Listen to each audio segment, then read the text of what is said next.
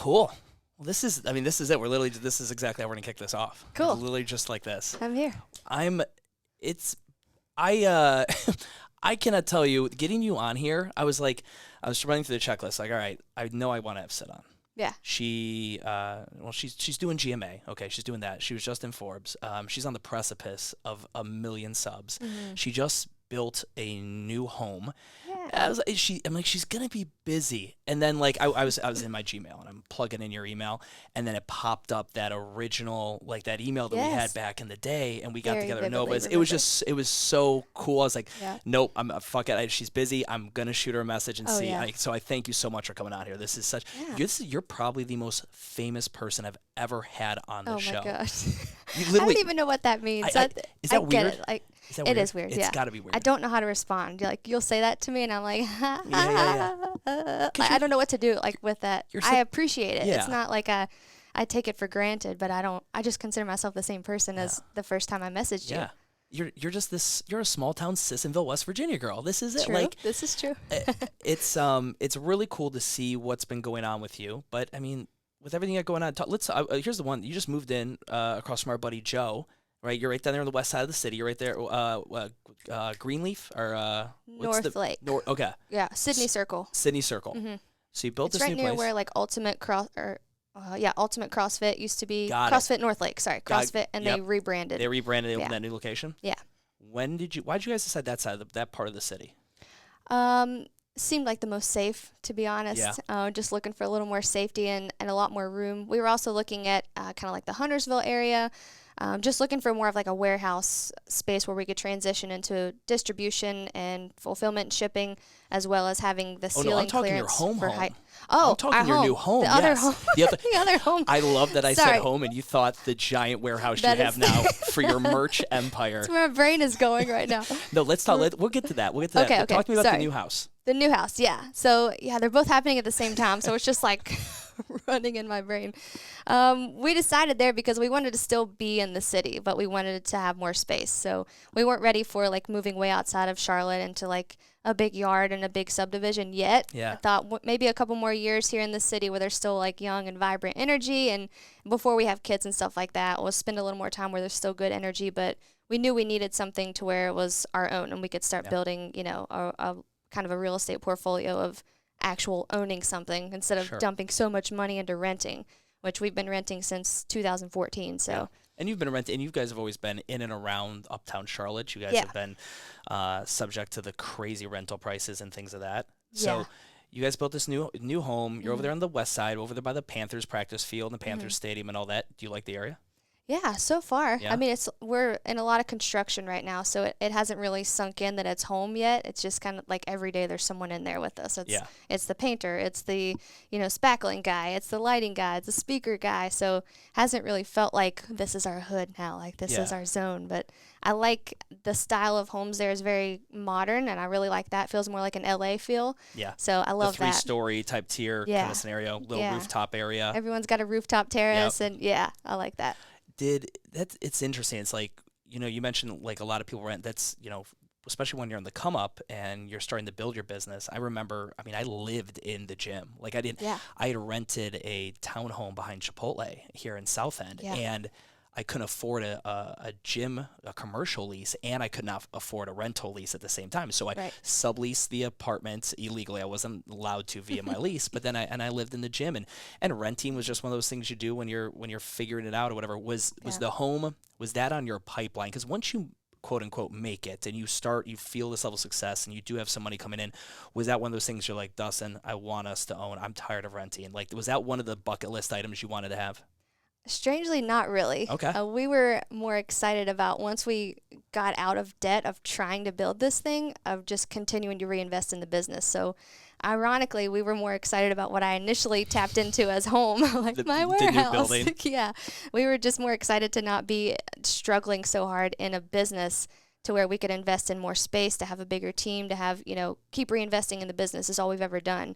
So that was honestly where we were most hyped, to just be able to expand, because I'm sure we'll get into this, but we were wall to wall packed in our current studio with hours of sleeping or working basically. So we had no way to hire help and bring people in. So we were more excited about that. And then moving into the house, of course, we were pumped about not basically having the same monthly payment, but just being able to own it now. I mean, that's really empowering, and looking forward being able to hopefully, have that turn into some kind of rental property. It's in a good location in the city. So when the new Panther Stadium is built, we're thinking this could be a great like Airbnb place or, whatever it might be. But we're ironically more excited about building our company home that we can grow into. You mentioned eventually the family and the kids thing. Is that something you guys talk about? Because you guys did a COVID wedding, correct? No, we got canceled. So it's fully canceled. You guys did not just do a quick thing? No. Okay, didn't. so you guys are still sitting here waiting for the official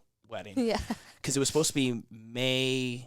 Was it May or May 2020, the last day of May. But May 30th. That was when the state was totally closed down. So, and we just not having a foreseeable here's a safe date and site that we just pushed it back. TBD. It's now July 31st of this year. Okay. Allegedly, tentatively, but we moved it to the beach just so at least we can go to the beach and have something if it's smaller than what we anticipated. So going to Wrightsville, Wrightsville Beach. Wilmington area. When you had to accept the fact that you had to cancel the wedding, did that mess with you? Was that hard for you? No.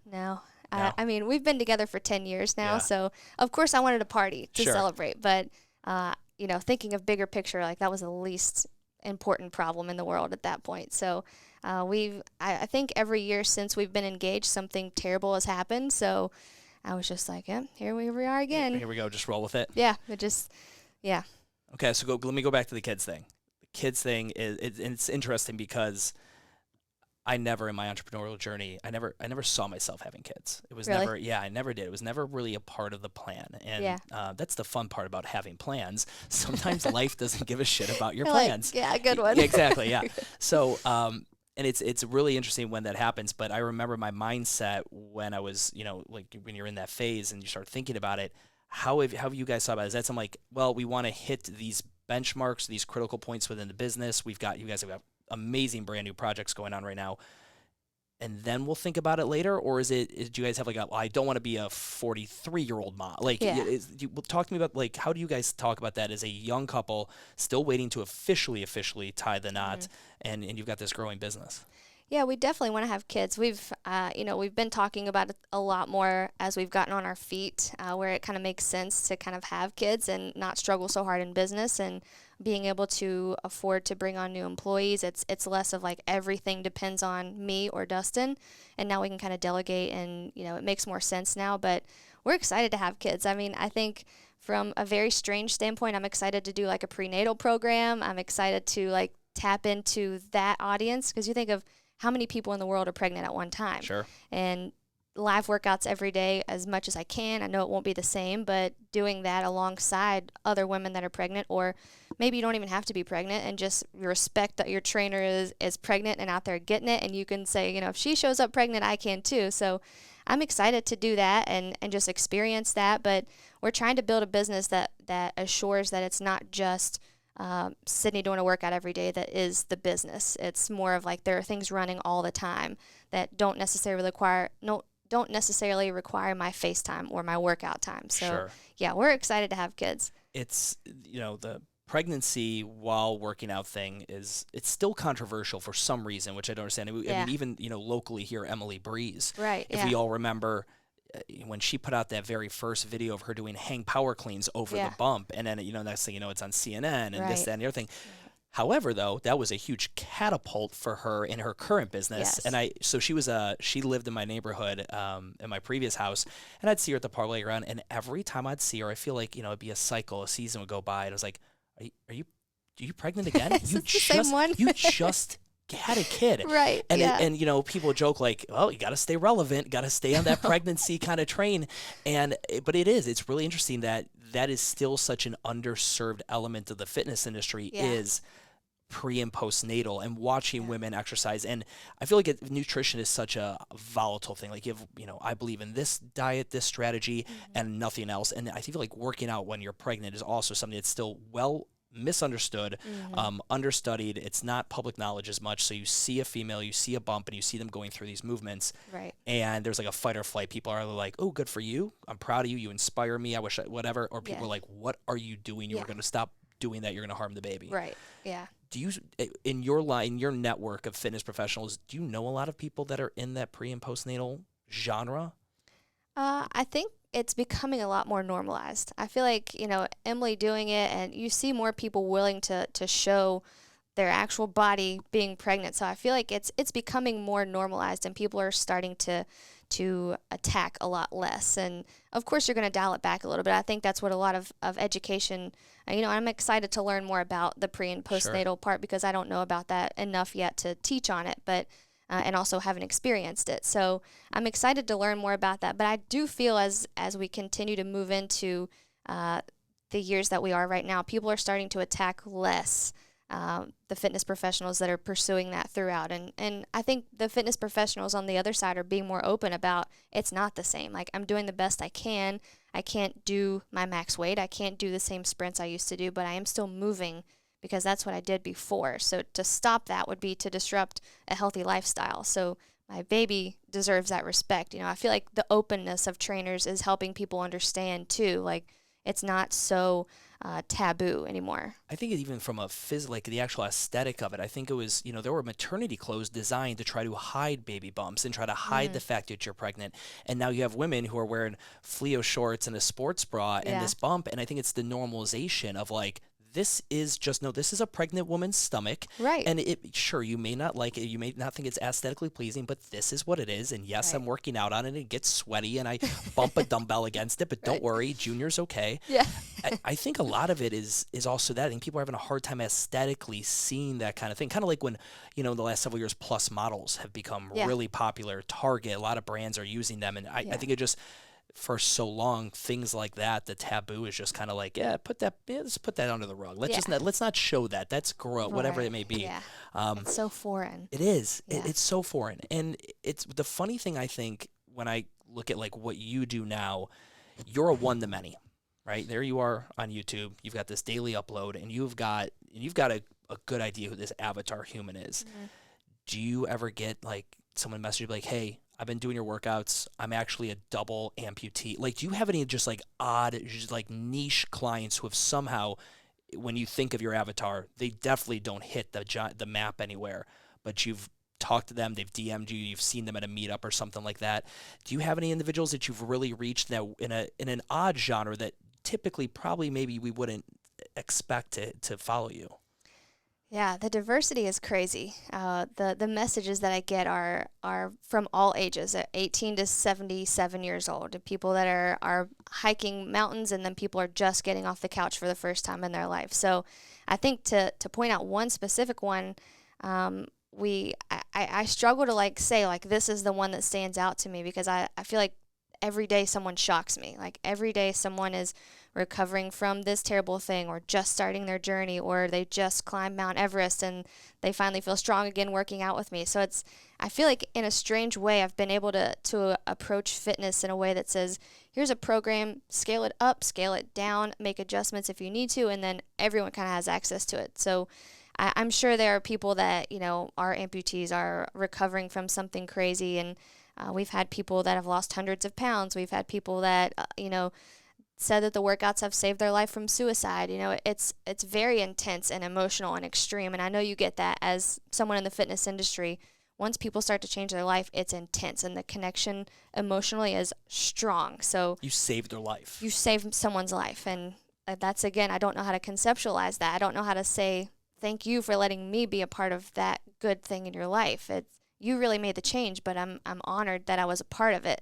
And, we had a lot of meet and greets in 2019 where we visited Houston and LA and New York and Charlotte. And I had every single time people crying into my chest, like, you saved my life. And I'm like, I don't know how to handle this. Like, I don't know how to adequately. Do you emotionally lose it when people do that, when they cry? Yeah. Yeah. Yeah. I'm a crier. I'm like very easily cry. So yeah, I start to just like try to wrap my mind around it, and I still really can't. I don't know that people know how much it means to me at the same time. When I reached out to you, I had no idea what I was doing. I was in fitness, and I was like, what do I do to continue to grow. And so I don't know that people know how much it means to me that I can be a part of that. So it's hard to say thank you back to someone who's thanking you so much, you know? Yeah, I can relate to that to a much smaller degree, but I think about that. I just picture you going to one of these meetups and having, again, these are completely random strangers. And that's the, like, man, you know, the wedding thing sucks too, but I got to imagine that one of the biggest highs, like, because you upload in all of your, not recognition, but a lot of like the dopamine you get from the joy, because I have a good understanding of how much effort you guys put into this. I've seen this dude, like, I understand how much work and hours you guys put into this from an ignorant perspective, but to then manifest, but it manifests in these numbers. Like you guys see, like you guys are seeing the views and the uploads and the subscribers, and you see the comments, and that's like the first degree of I get to make a connection with these people. But then you go somewhere and schedule a meetup. Yeah. I got to imagine that's like the first couple ones, and then COVID happens, because I got to imagine that kid's got to be the biggest high. Like if I go speak somewhere, that's my favorite thing in the world. Yeah. Because I get to actually interact with you and fist bump you and bro hug you and all this good stuff. Yeah. I mean, the wedding, where would you put that? Wedding having to be canceled, not able to go and do the meetups. Like, where, I got to imagine it's got to be the meetups. Oh, well, let me say, I love Dustin with all my whole entire heart, but it's got to be the meetups. It's so hard for both of us. Like, people come up to him and they're like, Dustin, he was shocked that people know him too. Yeah. And that's one of those pivotal moments in our business where we're like you said, this is clicking. Like when you watch someone, when you're speaking, you can see someone go, like that click moment. That for us was a part of our business where we're like, this is something real. This is huge. This is changing this one person's life, not to mention hundreds of thousands. And we get to see them and hug them and watch them say how it changed their life. And otherwise it's just like you have a new subscriber and the number changes on the screen, but there's no body, there's no emotion, I see this person in their life and now they're happier. So yeah, that was really tough. We had initially just started doing those meet and greets because we had a meeting in New York City, and we thought, well, let's see if, I know New York City is a pretty populated place, so let's see if anyone does our workouts there, and just have a meet and greet in Central Park. And hundreds of people showed up. We had people like screaming at us from the fence of Central Park. I was like, who are they talking to? What are they yelling for? And we're like, we have to keep doing this. Like, let's make this a thing. So yeah, we were really on a roll, and then COVID hit. So it was a heartbreaker. It's the unique teeter-totter. I've interviewed some really successful online fitness programming individuals where their entire business is digital, like you said, but their strongest connection point with they're this firmly digital product, but they do these in person. Like one does they did summer camps every year. Yeah. So people would go out to Portland, Oregon, they'd hang out, they'd do a full weekend, they'd get hotel blocks, and it was just like this entire, palooza fest for everyone who's like, and they have a lingo. Like if you're in the Sydney squad, you have one of the best elements of branding is having a magic lexicon, like sacred words that you can meet a Sydney squad member and not know each other at all. But let's say they see you rocking that Royal Change logo in the airport. They instantly have dialogue they can share with you because they're part of that unique tribe. Yes. Yeah. And that's a really cool moment where you realize the actual manifestation of your brand come to life. Going back to that meeting that we had at Nova's, that was a really interesting time. I went back and I was looking at that email that we exchanged back and forth. I was looking back at our Facebook Messenger. At that point, you had caught some good steam here in Charlotte. You had investors looking at you. You're working with Eat the Bear, the supplement company, which is a local Charlotte. Are they still around? Mm-mm. No? Okay. So the idea was a gym. That was the whole thing. And that was your dream. Like that was the gig. Like you've been doing these boot camps outside. You've been doing it. I think at that point you were doing YouTube, but you guys had not committed to the daily upload to the degree you are now. Right. When you think back to that, and that could have been the worst mistake of your life. For sure. To take investor money and open up Sydney Rama, microgym kind of scenario. Like when you go back and think about that, how much where did the influence come to make the decision to say no?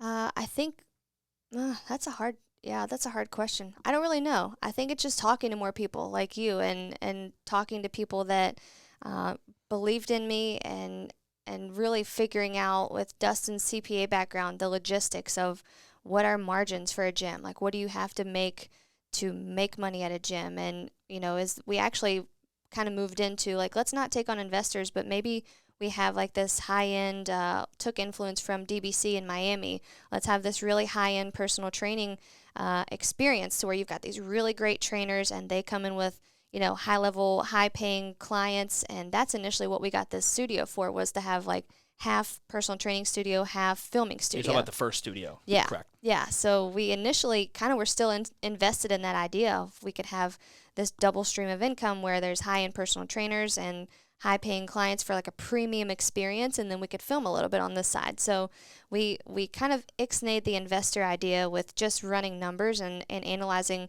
what do we have to make money, and then what do we have to make them money. And we started building this film set, and it just ate up the space. Like, there was no way we could fit equipment in the same place as our film studio, with all the cameras that had to be set up, all the angles that had to be met, where the lights had to go, and we had like 10 feet left. So, and I guess, that was kind of a blessing in disguise, that the stage had to be so big that we were like, well, we really can't fit this in here. So we'll do this for now and see if maybe we can get a bigger space soon to build the personal training studio. How did you exit from all the people that were used to seeing you in Charlotte? Because even when I interviewed you, I went back and listened to our interview the other night, you still had a few PT clients. You were still kind of running probably the higher end paying ones, the ones you really like. Yeah. At what point did you exit out of that, and what did that conversation sound like? It was kind of a slow trickle from a full book of clients to, I guess, kind of right after my brother passed away. It was when we kind of made that switch to, we've got to scale the business. We cannot stop, or we cannot keep personal training full-time, Dustin doing media creation full-time, and then we have this like one-off video every other day on YouTube. Like you mentioned, like we were peppering things in, nothing was catching on. So it was kind of a decision when he passed of like, what are you really making a difference outside of this one person for 1 hour, and then that's gone and you have nothing to show for it. And personal training is hard to get the type of client that is really invested in making a change when you see them twice a week. It's tough unless you invest a lot of time into a very small number of people, and in that way you kind of have to have a higher paying client so you don't have to have as many people. So it was hard to really justify how the full book of clients that I was making wasn't making a big impact on their lives and on the world in general. So I knew that it was eventually, like I talked to you, eventually I was going to scale up in some way. I just had to figure out how. And when my brother passed away, we had this decision to kind of like, we've got to go all in. We've got to go every day on YouTube to see if we give this thing our all, does it take off? Do we keep paying attention to analytics and see how it grows and pay attention and kind of just grow this thing?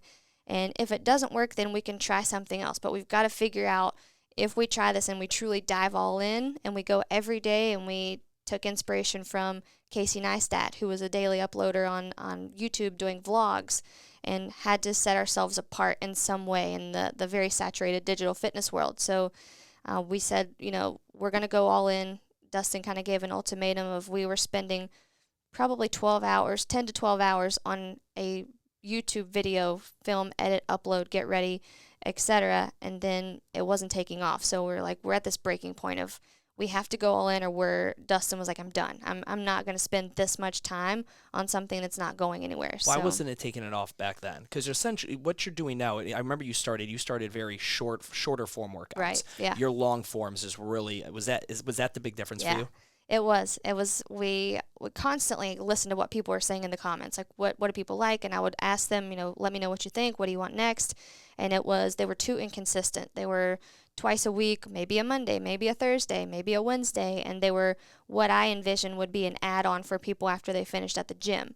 So I thought, we can have the best, extra ab workouts. And then if they want a great program, we can make these digital programs to sell on our website. And that's not what people wanted. So there was no entitlement to being like, listen, this is our product and you better like it, or else, it was, what do you want? What do you like? What would you show up for?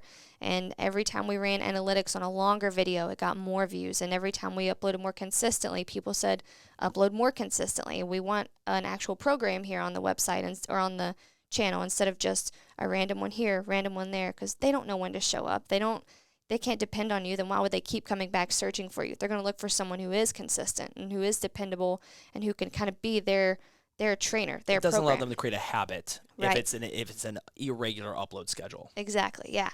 you mentioned Casey, and Casey Neistat, obviously the godfather of the daily upload vlog. Mm-hmm. His vlogging edits, when you really break down that kind of style, that's crazy difficult to do. Yeah. At least the beauty with it's a very templated type scenario on there, but you actually have to work out for the full hour every day. I got to ask you that you've stayed, I mean, beside the shooting incident aside, and I mean, you've been relatively injury free. Mm-hmm. Yeah, knock on all the wood, girl. Knock on all of it. Yeah.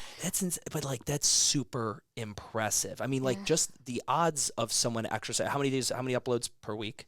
7. Okay, so it's 7 workouts. 6 workouts in a stretch. Okay, 6 workouts in a stretch. Yeah.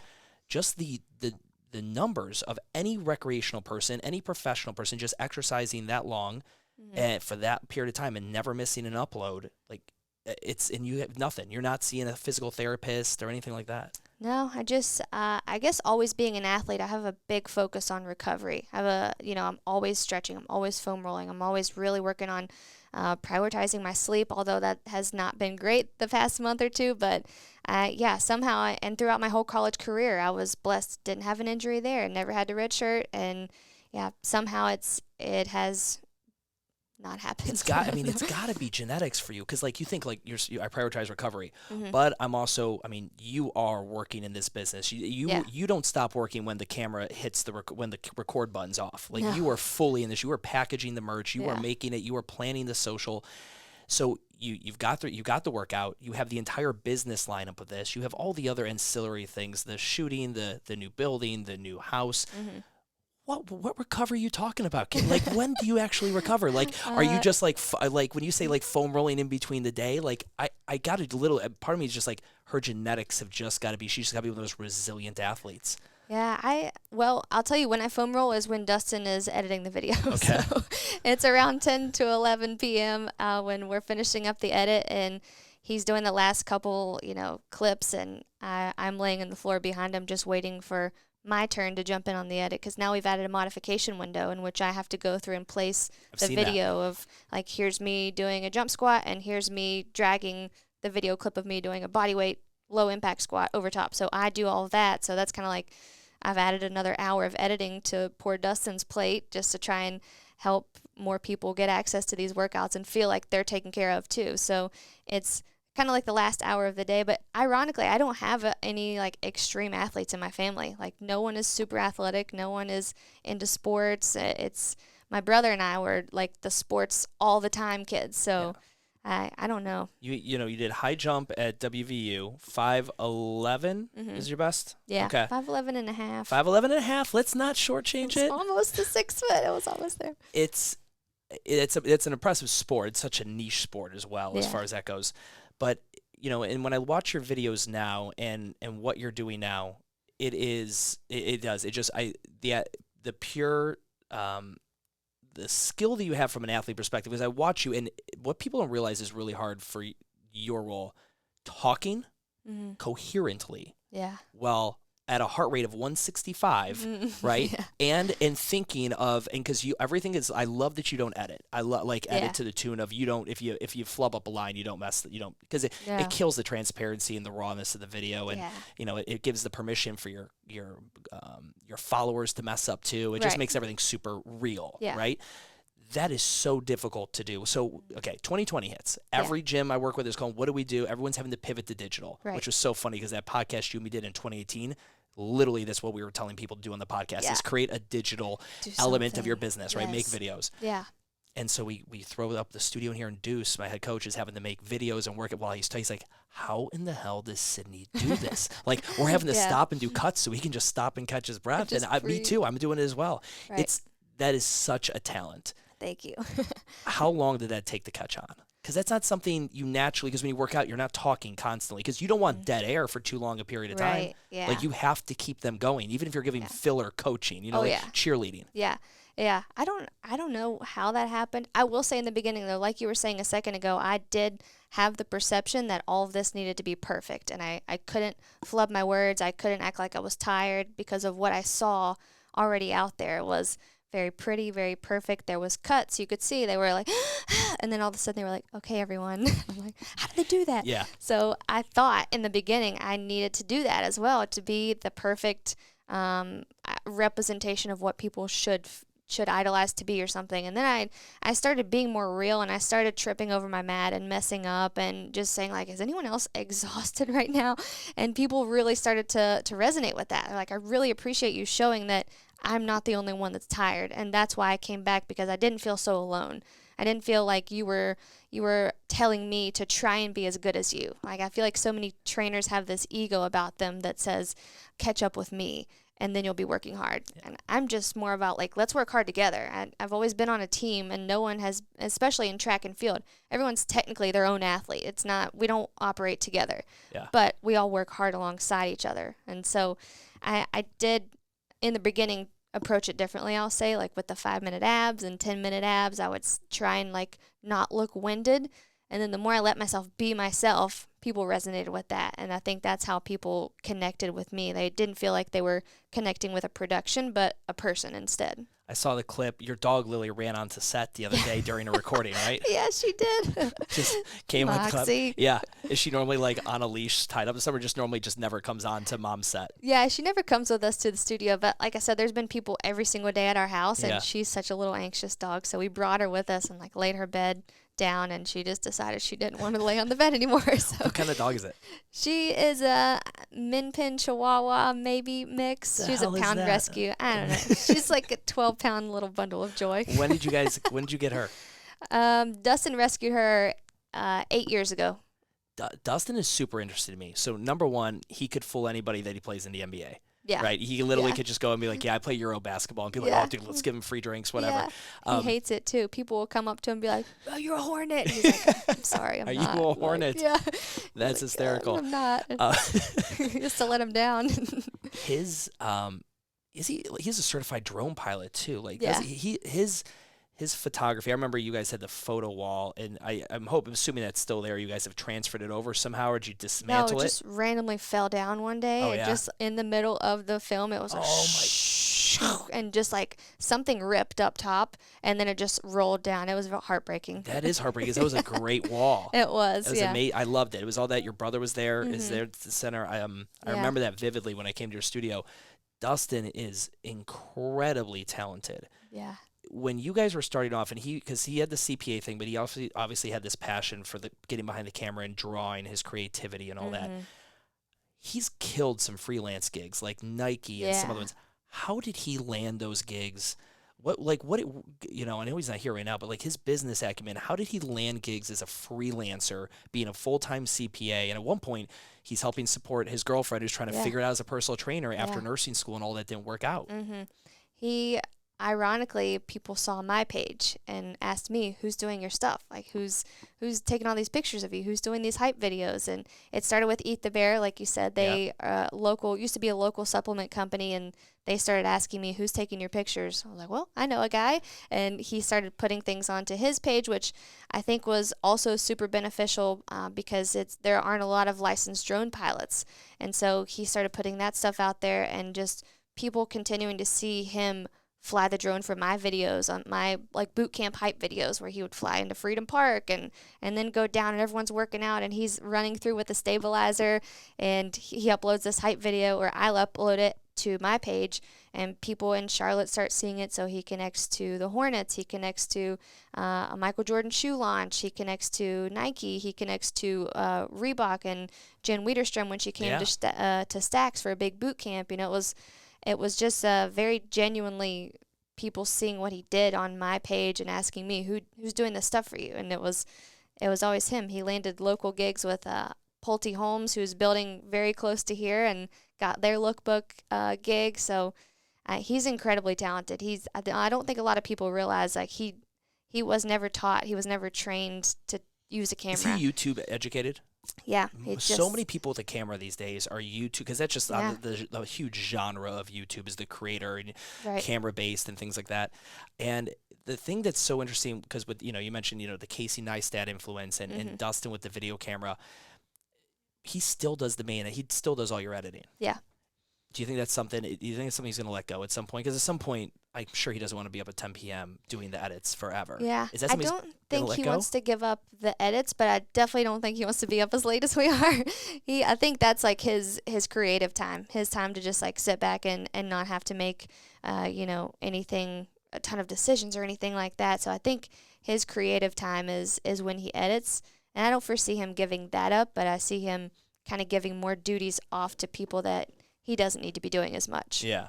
I follow him and I've seen his stuff, and he is the Oz behind the curtain for your brand. Yeah. He is very much, I think, probably one of your most banger videos that you guys could ever do is just like a day with Dustin and like Dustin doing my workflow for creating a Sydney Cummings video, right? And I know he doesn't want to give away the trade secrets, but like that video would kill. That would bang on YouTube. Yeah. He is a genius. He's got so much going on in his brain, it doesn't stop. It just like he's creating and then he's analyzing and then he's communicating and he's, business management, he's analyzing statistics, and it just does not stop. And it's motivating for me to keep up with that. And I'm not artistic, but I can admire that a lot of the stuff that he's learned through a camera comes from his artistic ability, but also just his willingness to learn. He's always willing to learn. So I think that's a super admirable trait of his. But yeah, he would be hilarious if he let me like capture his true personality in a day of the life video. He's so funny, but he gets camera shy. So he's more introverted. Yeah. Or he likes to play this introvert character, I think. I'm like really upbeat, he likes to be ironic with me. I think he's also creating this persona of like, I'm not a camera guy, but he's actually really funny. He's and if you talk to him, like if he were here now, he gets talking about things that he's really passionate about, and he just keeps talking. Like he's really a great communicator. Yeah, I'd love to interview Dustin at some point, because I'm super that. From his perspective, I look at him, he's kind of like this offensive coordinator. He has this amazing talent to like, you're his Tom Brady, right? And he's helping put you in the best position for success. Like I even analyzed for probably over 30 minutes. I was watching your thumbnail evolution. And if you're in the YouTube world, you understand how important a thumbnail is in the world of capturing someone to watch your video and watch your guys, the thumbnail evolution to what you guys have today. Yeah. And that stuff just comes from watching what other successful YouTubers are doing and things of that nature. But it's also someone who has to have an eye for design and understand what colors go together. Like the amount of time that has to probably be spent. I mean, how big is your workout wardrobe at this point? Like, I don't know. I mean, first, again, it's hard to keep. Don't even feel embarrassed by it. You're a fitness pro. This is what you do for a living. You're supposed to have an extensive wardrobe. Yeah. But is it insane? Yeah, it's the way you said that. It's evolving. It's evolving, yeah. Yeah, I do feel kind of embarrassed about it. Is that it's what I wear constantly. It's what I wear every day. But yeah, it's excessive. Yeah, but I've turned into just like that's all I wear. You're doing 7 workouts a week. You have to have it. I mean, do you? Okay, let me ask you this: do you repeat an outfit per month? No. Okay, so no. So you at least have you have a run of 30. Before the next month. I try not to repeat shoes in a month. There's a program, like a 30-day program, and I'll try not to repeat the same shoes. And a lot of time the shoes are kind of what I base my outfit around. So, but see that's how much thought goes into really making this look good. Yeah. I mean, your previous studio, just the white basic backdrop, like that looked great. Mm-hmm. And I've not been to the new building. I want to talk about that, but the new set that you have is incredible. And the site you did for was Ignite. What was the program you just finished up? The Ignite program. Ignite. Mm-hmm. That was insane. Thank you. That was, how many lights did you guys have up and or the down lights or whatever you had? How many of those were? There were 18 and then 6 kind of like hair light, face lights. 18 around, and that was. Dustin literally pulled over on the side of the road and drew this on his iPad. Like it came to him like a vision in the night. He was just like, we have to do this. And then he drew these beams and he drew me as a stick figure and all black behind the beams. Got these black like sound dampening curtains, and these things just like come to him, just like our new logo. Like he pulled over in the YMCA parking lot and just scribbled this. And this is now our company logo since we kind of like rebranded. So he just like has something going on in his brain where it just like spits out creativity constantly. It's so cool. It's so incredible and cool to see it come to life from his brain to, sourcing all of these different things like the lights and the curtains and the hair lights and the audio that has to be adjusted. And it was a whole process to try and get that like wow factor set for January 1. So it's all his set design. But that's what a great entrepreneur is like. anyone who's taken a shower has had a good idea. Yeah. It's the individual who like jumps out of the shower, suds in their hair, almost slip and eat it and kill themselves on the way out, but then write it down, because great ideas are fleeting. Like they just show up when you least expect it, but they won't stay. Yeah. I mean, anyone listening to this has had a great idea, like, okay, I'm going to write that down when I get out of line, when I get done with this next thing. It's never there. Yeah. And then you're like, well, you destroy yourself wanting to think about, how do I get that back? Yeah. And then just make the call. Like, don't write it down like immediately. Where is it? How can I do it? Where can I find it? Who knows where I can find it? Like, the action step is where I think so many people just give up. Like, we all have ideas, like you said, or like, let me write it down, and one day I'll get to this. Yeah. Like, do it right now. Do something right now that starts that. So when you're in the process, you can't just be like, never mind. Yeah, just like, go. Start something. How much of his creativeness, like, let's say Dustin gets the vid, okay? Have you guys gotten COVID? Nope. Okay. Dustin gets the vid. Mm-hmm. He can't record. He can't be in the studio. He can't get you sick because you've got to keep this machine going. Yeah. Could you run the cameras? Could you, because that has to rub off on you at some point. Yeah. I could run the cameras, but he does a lot of like he'll have 3 cameras set up and he moves them throughout. He switches. He's got a mixer. Yeah. So I guess technically I could do it, but we would only have 1 camera angle. Got it. Yeah. Or he'd be doing it all in post afterwards. Right. Yeah. Yeah. It's he's got his kind of like format down now in his editing software, so now he can just kind of plug and play the videos and adjust and cut where camera 2 comes in and stuff like that. So yeah, I know the whole process, but to do it as well as him, definitely couldn't do it. Yeah. Well, you can't get vid because Dustin can't get up there on the. No. We're not putting Dustin on the stage. I actually that would actually be, if it was your same intro, like that would be an amazing like April Fool's. Oh my where God. You guys do it and then you roll your intro, power, all that, and then it's Dustin on there and he runs them through workout. People would love that. Oh, they love it. They're always asking for him to come back on. Like when we do couples workouts. The Q&As. Yeah, Q&As. He does not like to do the workouts with me. He was like, I embarrass myself because you are such a like athletic, high intensity, like jumpy athlete, and I'm like that bro in the gym that's I need to take my time. So I don't do those type of workouts very often on the channel. So he's like, I don't really want to do that with you today. No, thank you.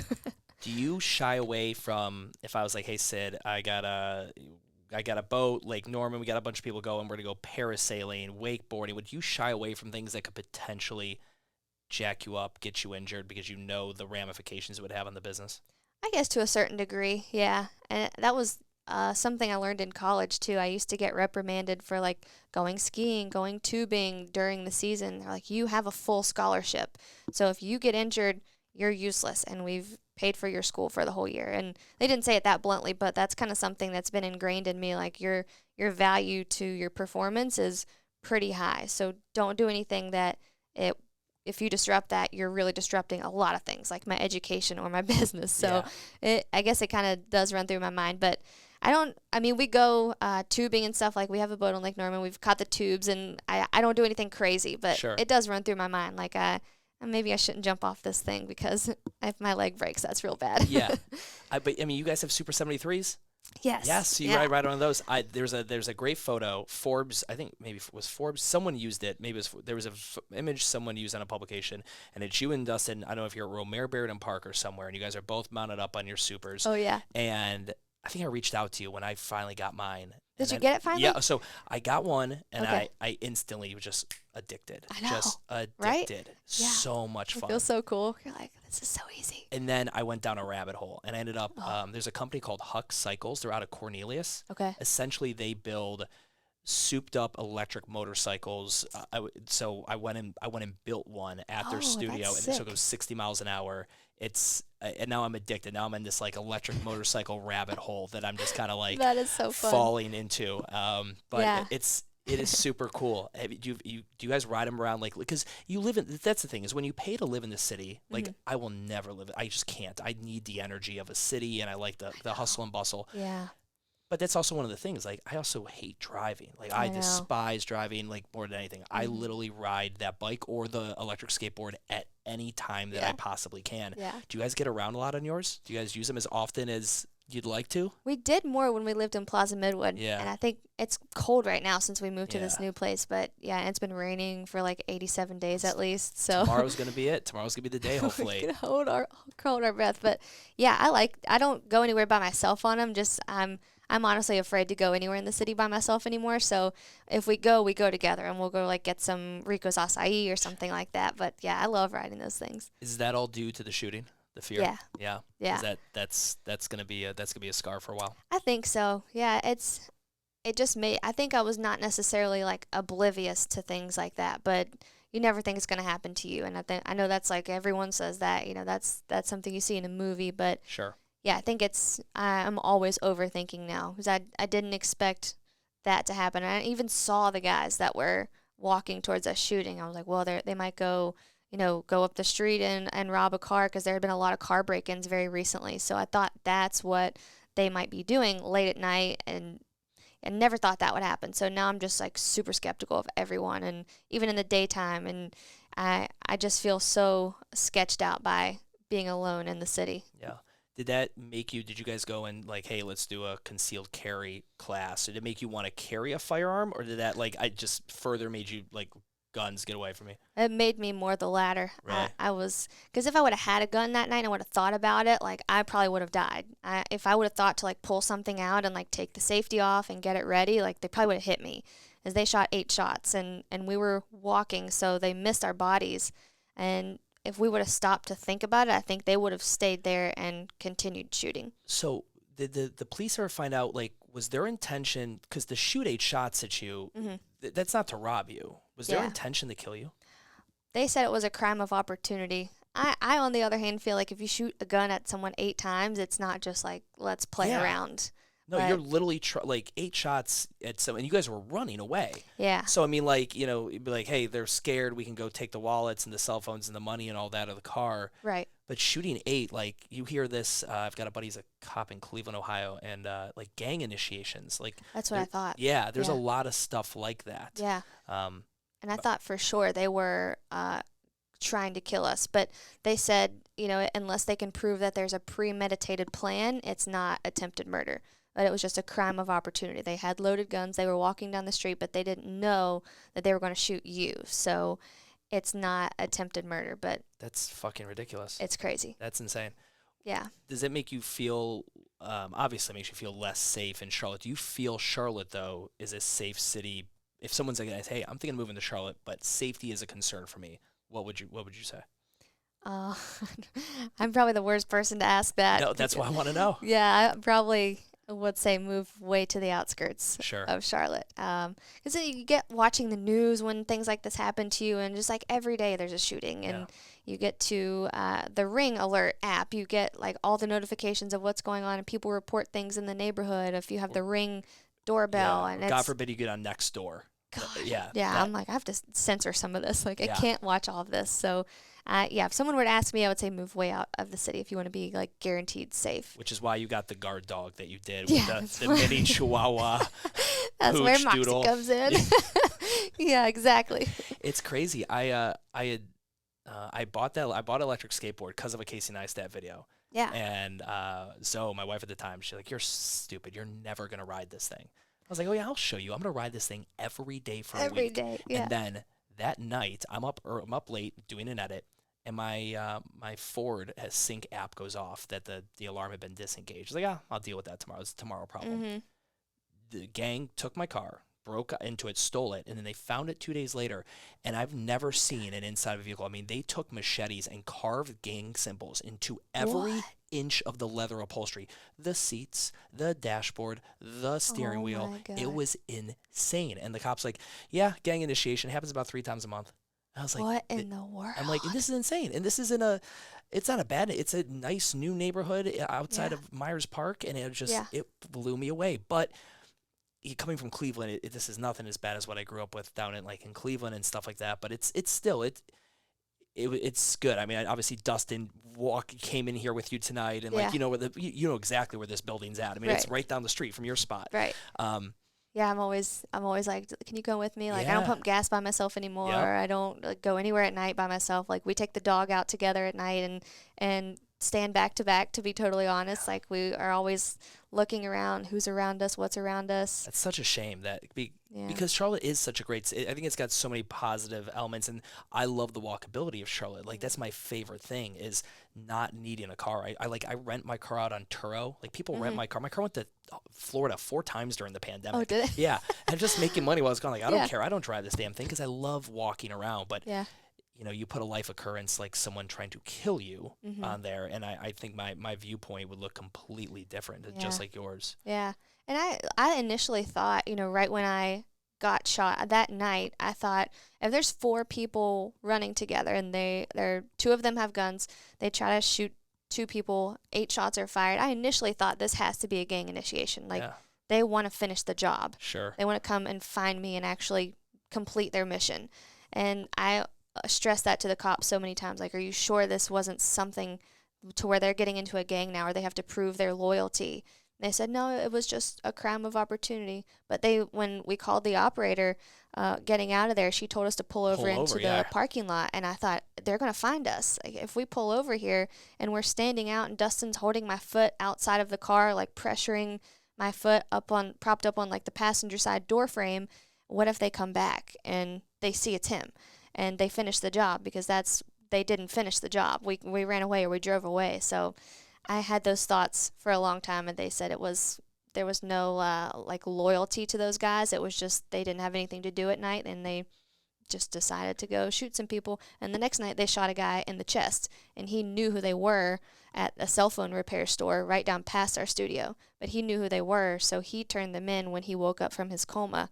And that's how they found the guns that had the ballistic testing of, like, this is the bullet that we found at the shooting lodged in Sydney's car that went through her foot. They matched the gun to that, and that's how they found one of the shooters. And that individual was arrested? Mm-hmm. Still in jail? Yeah. Yeah, he was a juvenile, but he's still he's gonna be detained. Yeah, but the other 7, whatever. I don't know. Yeah. That's so fucked. That's crazy. And now as a dad, I hear news now, and instantly it goes to the filter of what if, with my kid, and I just it changes your filter on so many different things. Oh, I can imagine. You just think about things differently. You got engaged in LA. Mm-hmm. Very, very bougie. Very, very cool. Very cool. I love LA. It's so pretty. The thing about you got to do something I always wanted to do. And I am beyond jealous of it, because I'm from Cleveland. Okay. I always wanted to see LeBron play Kobe. Yes. That was a thing I always wanted to do. And I know you're a huge Lakers fan. Yeah, huge Kobe fan. Where were you when you found out he died? I was standing outside of my apartment in Plaza Midwood. Isn't that insane? You could ask anybody that question now. Yeah. It's up there with like 9/11, not in obviously the mass casualty, but in like where you were when when you heard Kobe Bryant died. Oh yeah. Yeah. I thought it was a joke. It's like, there's no way. I know. This is too terrible to be true. Yeah, I remember where I was when Michael Jackson died too. Really? I don't know why. I didn't grow up listening to his music. Are you a big Jacko fan? I like his music, but I wasn't like raised on it. So, but I was working at Dairy Queen when I was 16 years old, in case you were wondering. Yeah, I remember hearing about it. how far you've come. I know. Good old Blizzard maker. But yeah, I remember I was just walking down the stairs taking Moxie out and saw the article, and then saw a couple hours later, that his daughter passed with him, and it was terrible. It still gives me chills. Like, I get nauseous thinking about just the impact of that one crash to so many families. It was just, I was at Haberdish. I was having brunch on a Sunday, and it's, mimosa number 2, and I'm like, there's no way this is real. Like, it's got to be wrong. Like, it's got to be like they're going to retract it later. Like, it's going to be like they thought he was up there. Like, you're just too important of a human to just die, and it's just so tragic. And like, you think of how many people ride helicopters all over the place, and like, and add the daughter aspect to it. It's just absolutely unreal. Yeah. It's so crazy. Yeah, but Dustin's a LeBron fan. Huge LeBron fan. You guys got to watch them play. And yes. The Lakers ended up winning that game. Yeah, they won that game. They did. Yeah, they squeezed it out. Yep, didn't hate that part. Are you still a Lakers fan today? Yeah. And now it's even more cool because LeBron's there too. Yeah. So it's a draw now. Yeah, I was about to say, now you guys have this merge. Like, it's no longer a house divided type scenario. Yeah. Where does sports fit into things? Because when you're really into fitness, like as a career fitness person, I find most career fitness people, they don't they don't necessarily engage into sports as much typically because the weekends, especially Sundays and things like that. If you own a gym or you're a trainer, that's like R&R time. Like you might like throw the game on or whatever like that. You might be a fan, but how big were sports for you? Because again, you didn't grow up watching high jumpers. Like, was that wasn't your thing, and that's not something you can do now. Like, how big? Like, are you into sports? Is that like okay? I'm into, I will say, like basketball the most. Like NBA, I loved watching the NBA growing up with my dad. I was always watching the Lakers, and the Kobe Shaq era was my favorite era. And I think that's when I kind of fell in love with basketball, was watching their camaraderie, and just like it was kind of an entertainment at the same time as also incredible sports. But yeah, I could tell you probably all kinds of random 2000s, early 90s basketball players, and like what their names were, and show me a picture of them. I was like, that's Steve Nash, that's Jason Williams. Like I loved NBA. I still love the NBA, but I don't watch it as much now. I will say I'm like crashing at the end of the day, so I don't watch it as much. But yeah, I've always just watched sports. I guess my dad, he was always my bitty basketball coach, and he coached me through like I think 6 years of basketball before you go to middle school. And yeah, I think I've just always been around sports, and it's always been on TV when I was growing up. And being in the sports world in college, you have a whole different appreciation for athletes. Instead of just watching them, you can kind of flip the script and know what they go through, and how life has to be different than them. And I remember vividly in college when I was watching a football game, and there was all these people around me. I mean, like wasted frat dudes, like the worst. And I remember pop collars, the whole deal. Yes, the pastel colors. And I listened to them just like dogging these athletes, and it's just you have no idea what kind of pressure that person is under, what it takes to show up, what it takes to train. When you're partying every single day and you wake up hungover, they're already done with their lift and they're already at their first class, and it's a whole different mindset. So I appreciate sports now from being an athlete, loving sports my whole life, but now I know there's so much of a different lifestyle that's required that I could just admire athletes too. You find as your business has really scaled and grown, it's you do have to sacrifice some of that time, and I guess you could choose. Like I love Cleveland football almost more than anything, and Ohio State football, and like that's my thing. But there are Saturdays where I can't catch it. Like I've got stuff to do. I've got to travel. Got to plan for that. Yeah. And did you find in your inner circle of friends, like even now here in Charlotte, as your business scaled and grew, and you had to sacrifice that fun personal time? Did you ever get met with any conflict or friends that just didn't get it? Or like, what do you mean you're not coming out to do this thing? Or like, did you ever experience that during your scaling of your business? Yeah, I would say it wasn't necessarily conflict, but it was just kind of like the separation of connections, I guess. And I always think like different people are a part of your life at different phases in your life. So I know that happens. But yeah, definitely I've kind of I have had to have my horse blinders on for the last couple of years. So I've definitely kind of dissociated in exchange for really figuring out how to stay on top of a growing business and how to make sure that it's scalable and it continues to grow. And I was never really a partier. Like I never really went out to get drinks all the time. And like being a college athlete, you just really couldn't. And I remember when I was in college at one point, we came back from a track meet. It was like late at night. We just come from Penn State, and it was St. Patrick's Day. Okay.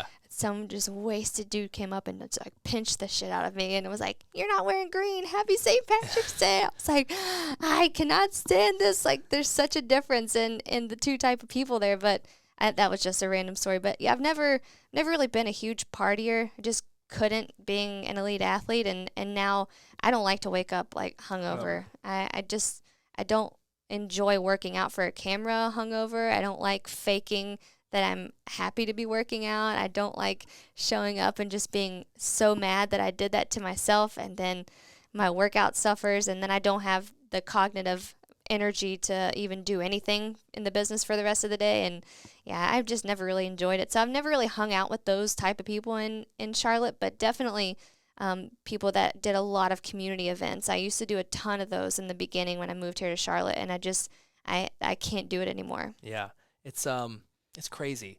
I joke around all the time. There's, I have a buddy who's always been doing fundraisers for different things, cancer, whatever it may be. Mm-hmm. And can we get a cure for the hangover? Can we get shouldn't that be on the tiers of things with all the technology? That's the one thing we can't fix. I mean, I really want cancer to get solved, but if we can't figure out the hangover, I really feel like we've got a long way to go in the medical community. Going back to the friends thing, one thing I always think about with you, especially, or anyone in this world of an influencer, that's also got to be a hard line. I mean, I even know with what I do. I had buddies. I had a 2-year period where I didn't really get to talk to a lot of my friends. I was building the gym, and I had to choose that over them. And then you start making videos, and people are like, well, who the hell do you think you are, right? And you started doing it it was. I would say Instagram and stuff was a thing, but I gotta imagine your element of well, no, I'm gonna do this thing on YouTube. I gotta imagine that came with a ton of criticism. Yeah. A ton. I mean, I don't know anything about your hometown. My guess it's a very traditional viewpoint of the world kind of scenario. Yeah. And I've heard on other podcast segments you talk about, people called this a pipe dream for you, and that it was. Is there an element now? Has there been any opportunity where you've been wanting to be like, I'm just gonna rub this in just a hair, just a little bit? Yeah, it's cool to see it come full circle, I will say, for certain people. What is that? What does that mean? You don't have to say any names, but what does that mean? Yeah, no, I think, like you said, that a lot of people doubt anything outside of normal, anything outside of traditional. I got a lot of, not necessarily negativity, but just a lot of what are you doing? What are you, why? When are you going to actually get a real job? Or when are you going to stop trying to work out and make it a career, make it a thing? And why would you give up something that's so stable and so you're never going to have a doubt that you have a job? The nursing career, all that was in the you had. Yeah. But now there's so many proof of concepts. Now being a YouTuber is what 9-year-olds write on career day. I know. Where's the YouTuber booth? Isn't I want to be weird? David Dobrik. Yes. That is a thing. Yeah. Do you think now, if you were in the same position, and social and YouTube and all that is a viable career option for the 1%, those that can be the best? Do you think now you get met with the same? Do you think the difference now is that you've proven you could do it, or the fact that the world has actually changed and it's more understood that this is something anyone can do? I think it's probably a little of both, but for me, I feel like I've just proven it. I think a lot of people still don't know what I do. From my hometown, they're like, she's the fitness girl and she's the YouTuber, and there's a whole business behind it, but it's no one really gets it still.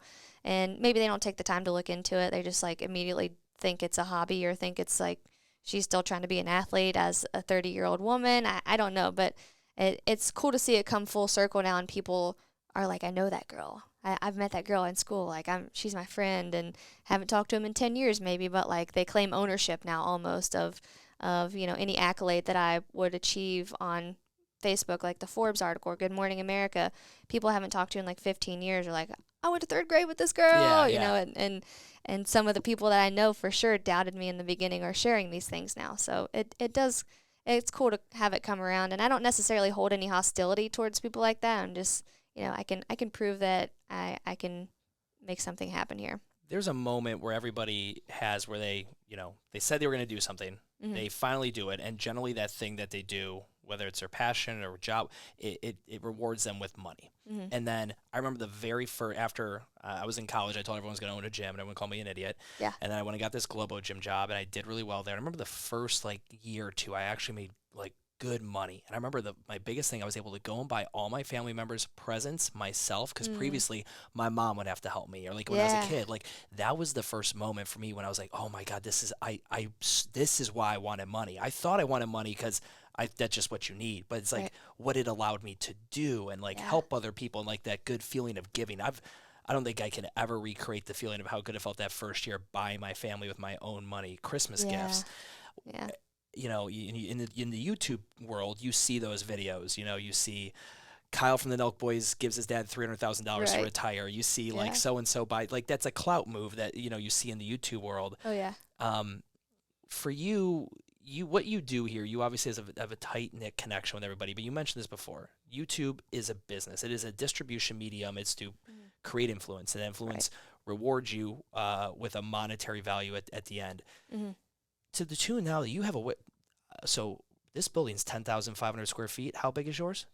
10,200. Okay. We're right there. Yeah, it's enormous. Like I can't wait for you to come see it. I'm super excited. I ran into Dustin outside your place when he was checking on the contractors, and I was over at Joe's house. Oh yeah. Yeah, and I'm like, how's things going? He's telling me about it, and I was like, dude, I saw the number of how big it is. What are you doing in there? Yeah. Talk to me about the new warehouse. It's YouTube. Why can't you just stick with one stage or rinse and repeat? Like why take that on in a 2020 world when everyone is running out of brick and mortar business? Yeah. You were like, let's go get one. Yeah, let's get a bigger one. Yeah. It's continued evolution of our production value, and then the expansion of the legs of the business as well. So, like I mentioned, we don't have any room in our previous studio to bring on more employees to help us ship out packages, so we're not shipping out thousands of packages and then we record a workout. How big was the old one again? 1,100 square feet, so we're 10xing it. Yeah, 1,100, and it was, like I mentioned, the stage just eats up the place. So we had, a corner basically as big as this podcast room where we put 10 boxes high for keeping up with the demand of how many people were purchasing sweatshirts or tank tops or bottles or whatever it was. So it's honestly, we got that to make sure that there is room to grow the business outside of just YouTube, and also at the same time be able to have 2 or 3 different sets to where we can film and produce content on a clean white urban loft set that we're having built right now. And then we're bringing in gym equipment for the team to have a gym, but also to have a way to provide value that says, hey, if you don't know how to barbell squat and you have a barbell at home, I want to teach you here in our studio. And then have another set that's more of like, we change it up a little bit for themes and we do maybe programs on it, and just having different places to film that all you have to do is come up and press record on a camera instead of having to like pack up,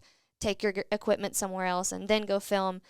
That's our motive for the YouTube aspect of it. And then the other probably third of it is having enough room to keep up with the demand of the merchandise and the growth of that, and have room for a team to be there. So we're not working 24/7 on filming, editing, marketing, and ordering, supplying, sourcing, shipping, fulfilling, customer service, etc. Let's give everyone a YouTube business 101, because I don't think people fully understand this. Everyone thinks you go on YouTube, you get a lot of views, and YouTube sends you a check, and that's part of it. There's a monetization there. You're currently sitting at, an average video for you is going to get how many views? It depends. In the first day, it may be around 60,000. Okay. And for everyone to understand, you get paid off. YouTube assigns you a CPM, correct? Mm-hmm. So that's it'll give you X amount of dollars for every 1,000 views. Yeah. And that's typically how the monetization works. You get more money when you have pre-roll and mid-roll, and maybe mid-roll twice, and then maybe end-roll. And in your videos, obviously, you don't want to interrupt that workout experience, so you go 0 mid-roll. Right. So you get pre and post, and that's it. So that impacts your monetization. Yeah. But where a lot of YouTubers really make their money, and I don't care whether you're the Mr. Beast of the world or whoever, it's in merch. A lot of it is in merch, and then brand deals outside of that. Yeah. For you, what is your ecosystem for the business of Royal Change? How much of what you guys do is CPM AdSense from Google and YouTube versus merch versus brand deals and so on? And membership to Sydney Squad. Yeah, I think the Sydney Squad membership is up there with the merchandise. And I will say the merchandise is growing a lot faster than everything else. So we're about to launch a custom cut and sew fitness apparel line. So sports bras, leggings, crop tops, joggers. And that will be our own branded stuff. So I think the merchandise takes off a lot quicker than, say, like a membership to a community or something like that. Do you like it? Are the margins are the margins good enough on that stuff? Because that's a lot of trial and error. You're different manufacturers getting things from overseas. Supply chain is all jacked up right now. Right. Yeah. It depends on the product. Like something like this, we have like a maybe 20% margin. That is super cool. Thanks. Oh, this is legit. Thank you. I'll have to get you one. Yeah, I'll totally rock one of these. This is sick. We've got 8 different colors in that. But those are, like, this is a 50-50 brand that we've just asked to put our logo on top of it. So the margins on something like this are very low, but something like a tank top could be like 80%. So it just depends on what you're selling. And we don't mark everything up to where it's like this is an astronomical price. But if you can get more of a certain item, then obviously your cost per unit goes down. So it makes sense on things like tank tops to make sure that we get a lot of them at one time, and they'll always move. Like even if they don't move immediately, they'll always move. Yeah. And then like brand deals are a big part, and especially You don't do, like, maybe I just don't see it. It doesn't seem like you do a ton of different brand deals, but I've got to feel like you could. Like, I know if you really wanted to, you could shoot a few emails out. Do you have a PR company, or have you guys received, because Ghost is your big one. Yeah, that's the only one. What about Hyper Ice? What about the percussion? That's just kind of like a random thing. We're not, the only contract that I have with anyone is with Ghost. Okay. So and it's not a huge brand deal. It's mainly just a commission brand deal. And I just like working with them because I like their supplements. So I wanted a place to recommend people where I'm like, hey, where do I get this protein? And I'm like, here, just go over here. So that's the only brand deal that I've accepted as a contract. And I've never, you guys brought me some of this. I was talking to Dodge about this. I'd never heard of this. This even can is like, what is it ribbed? It's like... Yeah, you would love their branding. And they have a YouTube channel, too, where they take you, like, behind the scenes of everything. I'm going to try this thing. So, and they put nootropics in it, or nootropics? Yeah. Does that make me smarter? Yeah, watch out. Oh, it's spilling all over the place. Look at this. But, so Ghost, how did they find you, or did you find them? I've taken their supplements for a while. Love their protein, and you would love their protein brand or flavors. They have kind of like nostalgic flavors, like cereal milk and Chips Ahoy, Nutter Butter. Oh, dude, this is great. Yeah, that just came out this year. So this is so good. Been taking been using their protein for a while, and we connected via Instagram, and they're like, we'd love to hop on a call with you. And I'm not their typical athlete, so who is their typical athlete? Kind of like the I don't want to be disrespectful. It's like the people that are at the gym a lot, like the gym goers, not like Instagram gym influencers, but people that are at the gym. They buy Gymshark, or they buy Alpha Elite, or they buy Buff Bunny, and they're all at the gym all the time. So the at-home fitness world was not someone that they had in their kind of wheelhouse of people. So one day an email just comes in, or a DM? DM, yeah. And we jumped on a phone call, and I was like, I just love your stuff. I don't necessarily want you to pay me like thousands of dollars per month. And we agreed that let's try it out and see how people like it. And I told them, with me, I'm not someone who's going to be commercially for you. I'm not going to be ingenuine. I'm not going to have like a required number of posts per month or anything like that. Like, if I'm going to put it out there, it's because I use it and because it's genuine, and they are very much on the same page where like genuine marketing comes across a lot better. So great group of guys. You would really like them. You connect with them. They're in Chicago. Okay. And I think they're going to come down this summer and like go out on the boat. So I'll have to introduce you to them. Not wanting to do a lot of the brand deals, but I got to imagine, especially when I think of from the business aspect, at some point, what do you put on yourself? I mean, pregnancy, I think that'll be a huge hit. I think a Sydney squad, the pregnant Sydney will be a killer hit. Yeah. Mom Sydney, you ever picture that? Like, well, that's going to change, Dust. I don't think I'm going to want to be doing daily uploads. Like, how does the business, when it's all about you, you are, like, let's go back. I was talking about, he's kind of the offensive coordinator. You're the talent. At what point does Tom Brady stop taking less reps and someone else step in? Have you guys talked about that from a business perspective? Yeah, we've talked about it. And I mean, look at like Jillian Michaels, look at Denise Richards, or Denise Austin, and, people are working out at all phases in their life. Sure. So sure, it'll evolve, but I don't ever feel like, at age 45, I'm out of the fitness industry. It's not like a ballerina where they kick you out after you turn 20. Yeah. And I'm sure it'll look different at every phase. Like, I won't be doing daily uploads, but maybe 3 times a week. And maybe it's just a program that I launch, quarterly, like something like Beachbody does, where they just have like, this is our program for the first quarter. This is our program for the second quarter. And, maybe we do bring on trainers way down the road, but that's not something right now we're super interested in. But yeah, we've talked about it, and I've thought about it. I think it's important to me to stay real instead of trying to like I always want to be that 18-year-old like YouTube person. I think like there are moms that work out every day. There are women that are 50 that work out every day. So if I'm active and I'm working out, and I'm gonna attract an audience that is like me. So we've talked about it, but I don't see it just being like, here's a cutoff time and we need to switch the brand. Do you have a good network now of people who, the YouTubers that are, again, this is a career thing. This isn't just like a part-time thing on the weekends they do with a new camera, that kind of, do you have a good ecosystem of those individuals? Do you have people in that community that are doing this professionally, that are driving numbers like you are higher, that you keep in touch with from like a, like an entrepreneurial support group almost, or like networked individuals, colleagues, if you will?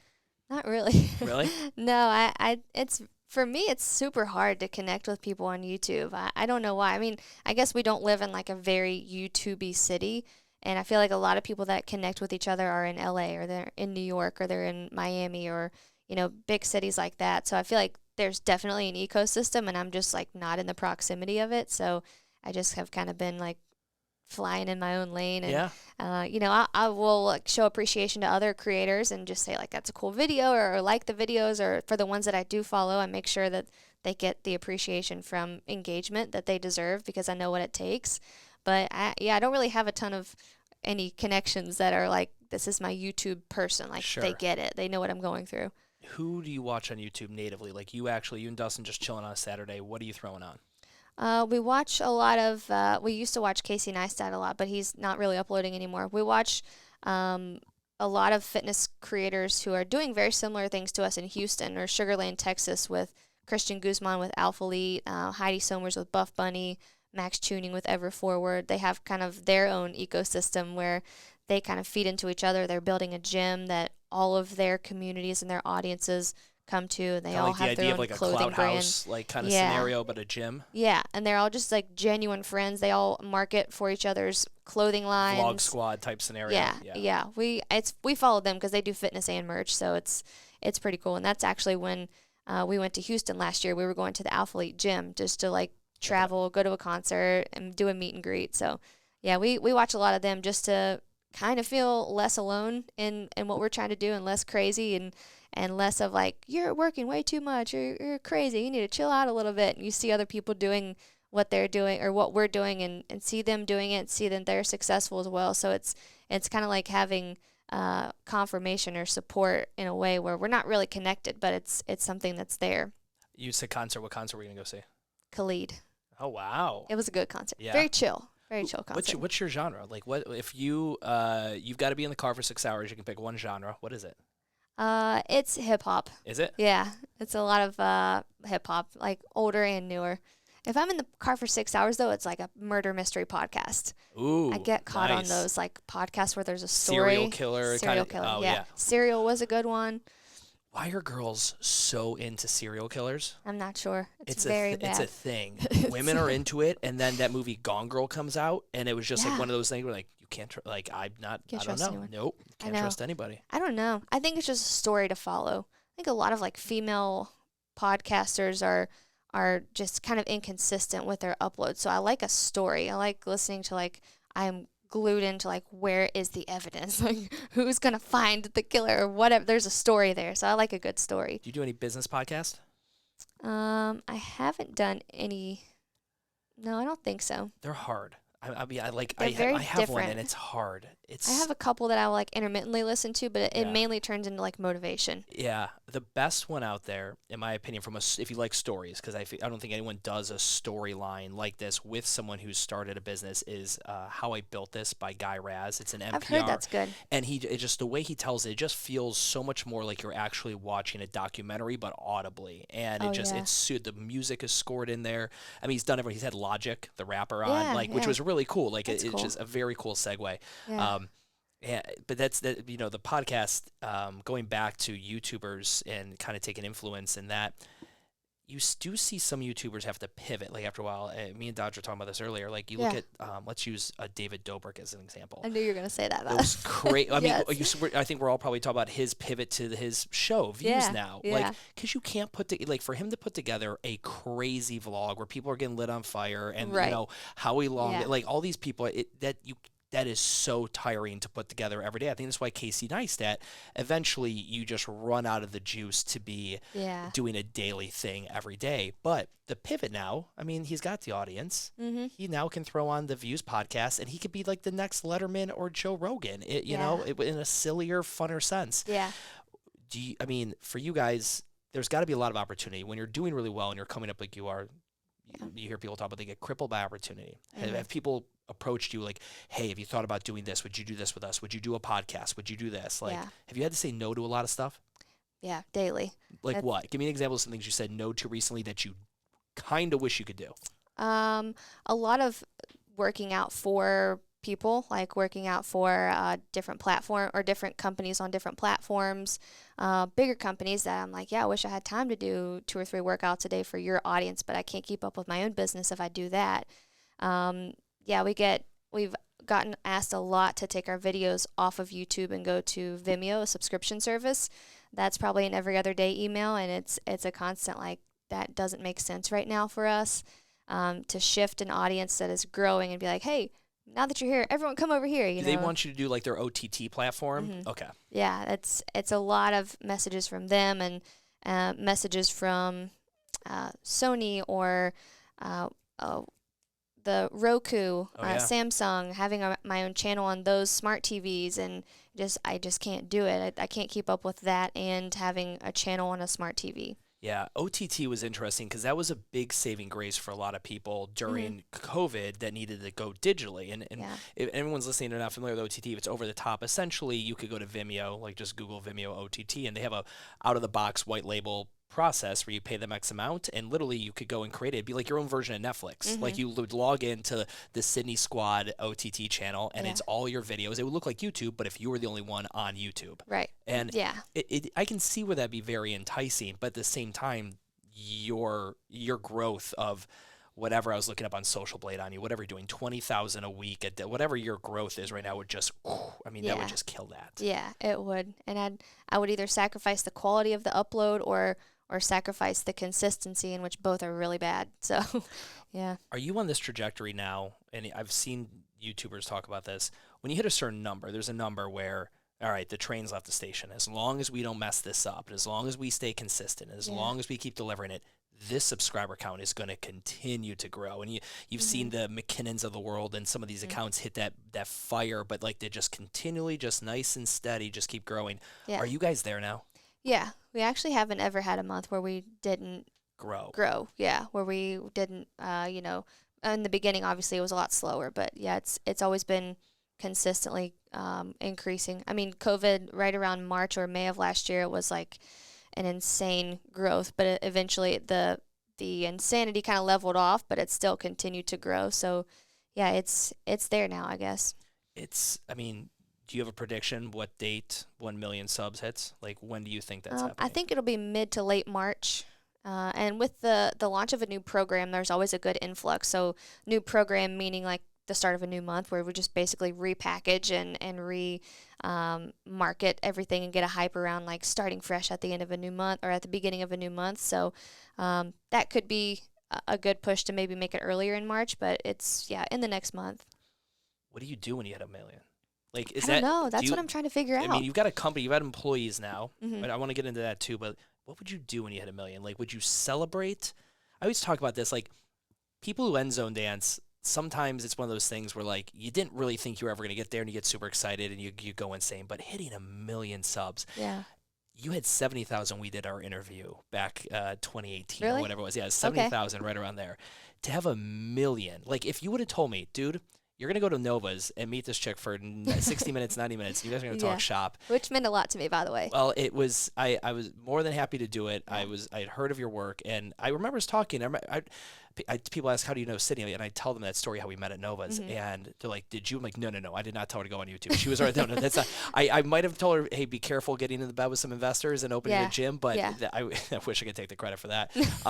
But someone had told me, that girl, you'll be sitting across from her, interviewing her one day. She'll be the most famous person you've ever interviewed, and she's about to hit 1 million subscribers, which is it's an insane. That's 0.00001%. Yeah, it is insane, and I don't even know how to celebrate either, because I feel like even when I hit 100, I was like, this is crazy. Like I hit 200, I'm like, how are people still finding? Like, how do people keep finding me? And it's not that I don't feel like we deserve it, because we definitely work hard enough to deserve it, but I go back to like the meet and greets, like how do I adequately display how much this means to me, that people chose me to be their trainer, and fighting for so long in Charlotte to just get people to let me train them, or fighting for that first 100, 200 subscribers for like 3 months. It's not something where I don't just have so much gratitude that I don't know how to formulate it into something that seems worthy in celebratory form. Yeah, because your videos are of what I consider primetime cable NBC, ABC quality. I mean, again, Thanks. Dustin is an absolute genius. Yeah. Your quality is absolutely insane. And technology is insane. Like, you know, we could throw you up on 8K and we could make this look absolutely amazing. Like, tech is getting great. Cameras are getting more advanced. Mm-hmm. It's incredible to see what a creator can put out. Mm-hmm. But the amount of work that goes into that for the YouTube platform, like Yeah. people don't get it. Instagram, TikTok, this is something that requires a lot of time, a lot of effort, but nothing to the degree of putting on a 60-minute buns and abs workout, all that, the coordinated outfits, all that. But now, you know, whenever Instagram popped on the scene, I forget what year, but like now there's other platforms you have to mess with now too. And with the entire commitment to what YouTube requires of you to keep that quality up, how do you divvy your time up? Because Instagram's probably your only other real big place, correct? I mean, you have a Facebook and stuff like that, but Instagram's really where it's at. And you can correct me if I'm wrong here. Is the Instagram more, there's a lot of reach there. New people can discover me on Instagram. You know, the algorithm on YouTube is great too, but these are just, Instagram is more of a place for you to share those little day in the life of, like the behind the scenes kind of thing. Yeah. How do you determine what other platforms get your attention as time goes on? Clubhouse is interesting. TikTok I've heard a lot is interesting. about Clubhouse, yeah. Yeah. So where do you guys talk about this? Like, we're gonna stick with what works, or do we have to continue to evolve our brand and mess around with these other platforms? I definitely don't put enough time into into Instagram, but it does kind of serve a purpose of being like you get the behind the scenes here on Instagram. So this is a very very real time experience where like YouTube, it's filmed, it's edited, you get it the next day. So it's technically consistent, but me on Instagram is kind of more like my real life behind the scenes. So I think YouTube definitely bled over to Instagram, where people find me there and they're like, what's she doing outside of this workout? Like, what else is she eating, or, you know, whatever. So YouTube is bleeding over in Instagram because I will post something like celebratory as a static post, and I'll post stories every day of like, here's what to expect in the workout, here's what we're randomly doing in the business, here's my dog, here's my cat. You know, it's definitely something where we're in the mindset of like, if it's not broke, don't fix it. Like, we're growing on all platforms at the same time. So kind of making sure that this serves a purpose of what it is existing for right now. Like Instagram behind the scenes, more of Sydney, and then YouTube. I do need to get more into YouTube stories and like the community wall posts on YouTube. And have they approved you for stories yet on YouTube? I gotta imagine. Yeah, they haven't. Like, they haven't? No, they have. Oh, okay. Yeah, I was gonna say they had to. Yeah, and I try to like, you know, use my They're Instagram shorts. stories. Is that the term, shorts? YouTube shorts? I think. Is that it, Dodge? Yeah. Shorts. Yeah, there's something on Twitter now too, and I don't know what. Twitter has a Clubhouse feature as well, an audio rooms or something. Oh. Yeah, they have a thing very much like Clubhouse, which is just an audio-based chat room essentially. Oh. Yeah. They have a story thing now at the top too, Do they? though. I don't know what I'm doing with it. Yeah, I don't know. That's cool. Yeah. I didn't know that. So, TikTok, there's so much different things there. Let me ask you this. People obviously would be interested in, they like Dustin, right? They like seeing your dog. Yeah. So, like, your interest in your personal life, is there a business opportunity for you guys to hire a videographer, someone other than Dustin, so he doesn't have to do the work, and an editor, and have them follow you guys around and do a second channel? Your second channel would probably match your followership in a very quick amount of time if it was the behind the scenes. Yeah, we're trying to find that. That's our next hire as a content creator, someone that can consistently be there. There's a lot of freelance people in Charlotte, I feel like it, but it's hard to find someone who's willing to dive into a company, and it's all about like filming a woman. A lot of videographers and creators are men in Charlotte for the most part, so I think it's hard to like know that this will be a full-time requirement of like repurposing content and filming Sydney's life and making content out of what she puts on Instagram and make it go to Twitter or whatever it is. So that's our next mission, but it's hard to find someone who like wants to dive full-time into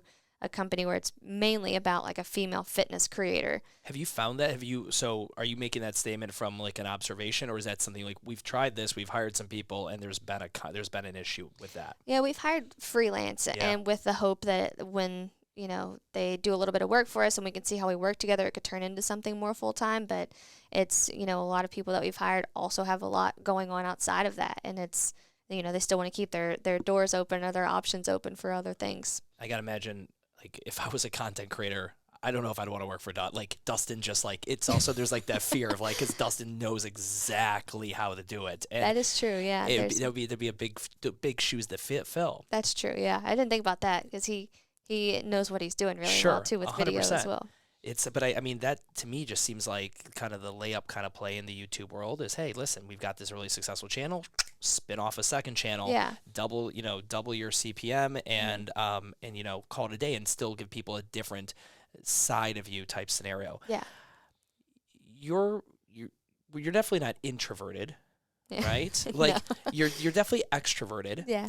But when you're an extrovert for your work, it's so I'll go home sometimes after whatever recording and stuff, and me and girlfriend are hanging out. She's like, "Why aren't you talking?" I'm like, I talked to 6 gym owners today that's 6 hours. Yeah. I shot 3 hours of video. Like, I kind of just don't. I'm just being quiet. I'm enjoying silence. Like I work out. I don't work out with any music. Yeah. Because I like the silence because I generally don't have any. Yeah. Do you find yourself in the off hours? Do you find yourself still going to more of an extroverted? You want to be around people, the liveliness, or do you slink into, I'm going in, new house, new big couch, dog, cat, let's go, let's chill, Netflix, let's go. That's me. Yeah. I'm like, my on switch has been on for 20 hours straight or whatever it is, and that's me. I'm like, I don't want to speak. I don't want to give energy to anyone. I don't want to say anything. I just want to like take content in passively. Like I don't want to have to be invested in what I'm doing for a little bit because I go live every day with the Sydney squad too for an hour. So I teach, I educate, I motivate, I provide information. So there's a double, live presentation every day for me, and then the Instagram in between. And with the growth of the business, having to work with employees and manage and set up new systems, and it's like the on switch is on for so long that I'm like, I just don't want to be on anymore. I don't want to go out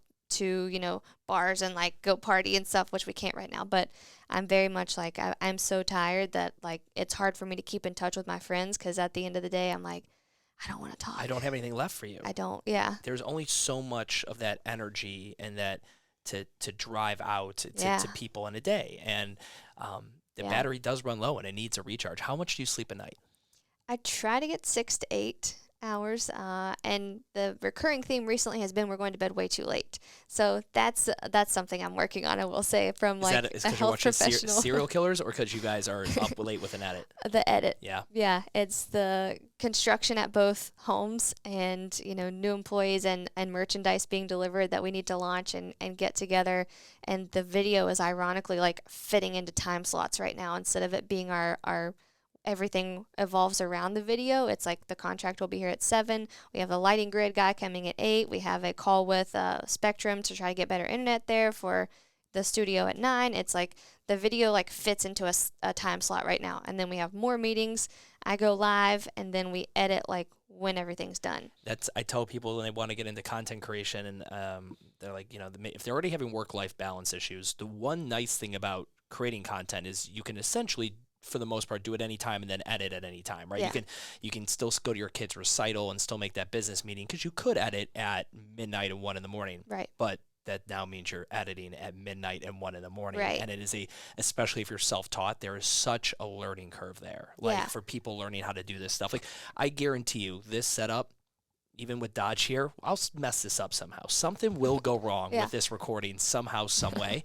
And there's just a giant learning curve to this entire thing and creating content. That's why it was reserved to 5 news stations, ABC, NBC, Fox. Those are the companies that put it on forever. Yeah. And now there's just this wide open channel. Yeah. You have employees now, but none of the employees are trainers. Right. What are these individuals doing? Talk to me. How many people do we got? What are they doing? So we've got, I guess, from like the current standpoint, we have a lot of contractors. I don't necessarily consider those full-time employees. They're building sets, they're building light grids, they're redoing the whole place. But as far as like full-time employees, we have 2.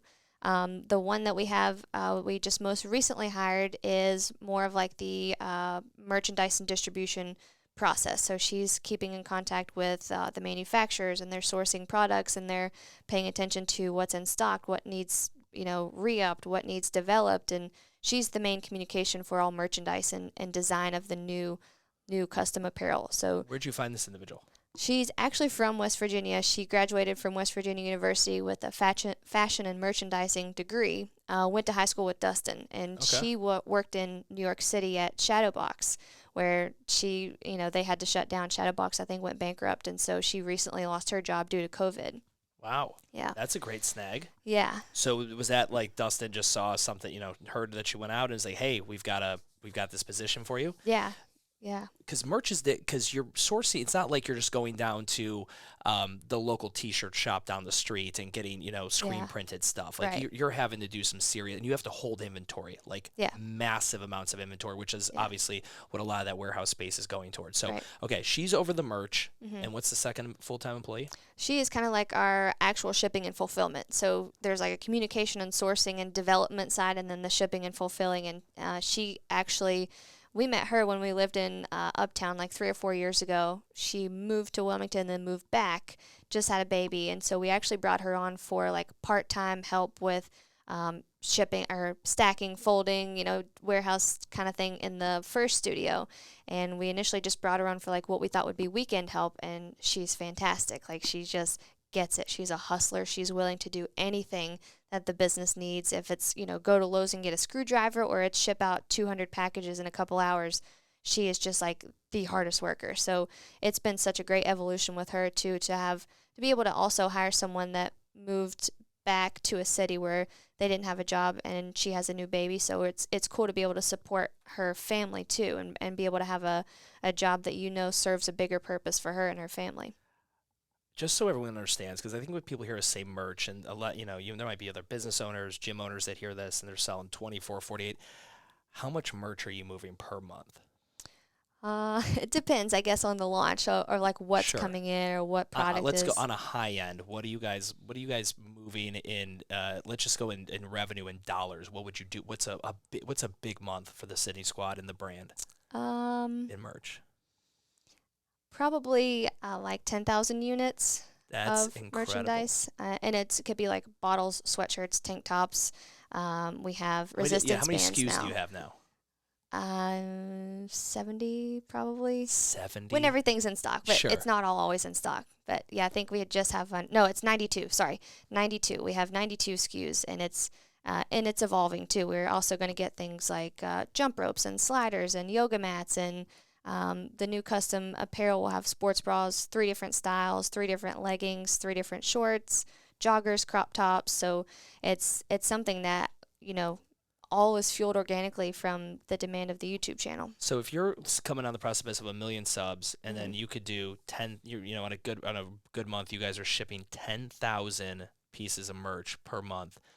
Is that par for the course? Like, I guess maybe that's why I was asking about the YouTube ecosystem, because it's so hard, because you guys really don't have any benchmarks to kind of grade each other at. You don't know, like, is this good? How much is, this YouTuber shipping? Like, do you guys see the merch? Like, obviously the YouTube channel, you said we've had growth every single month. Mm-hmm.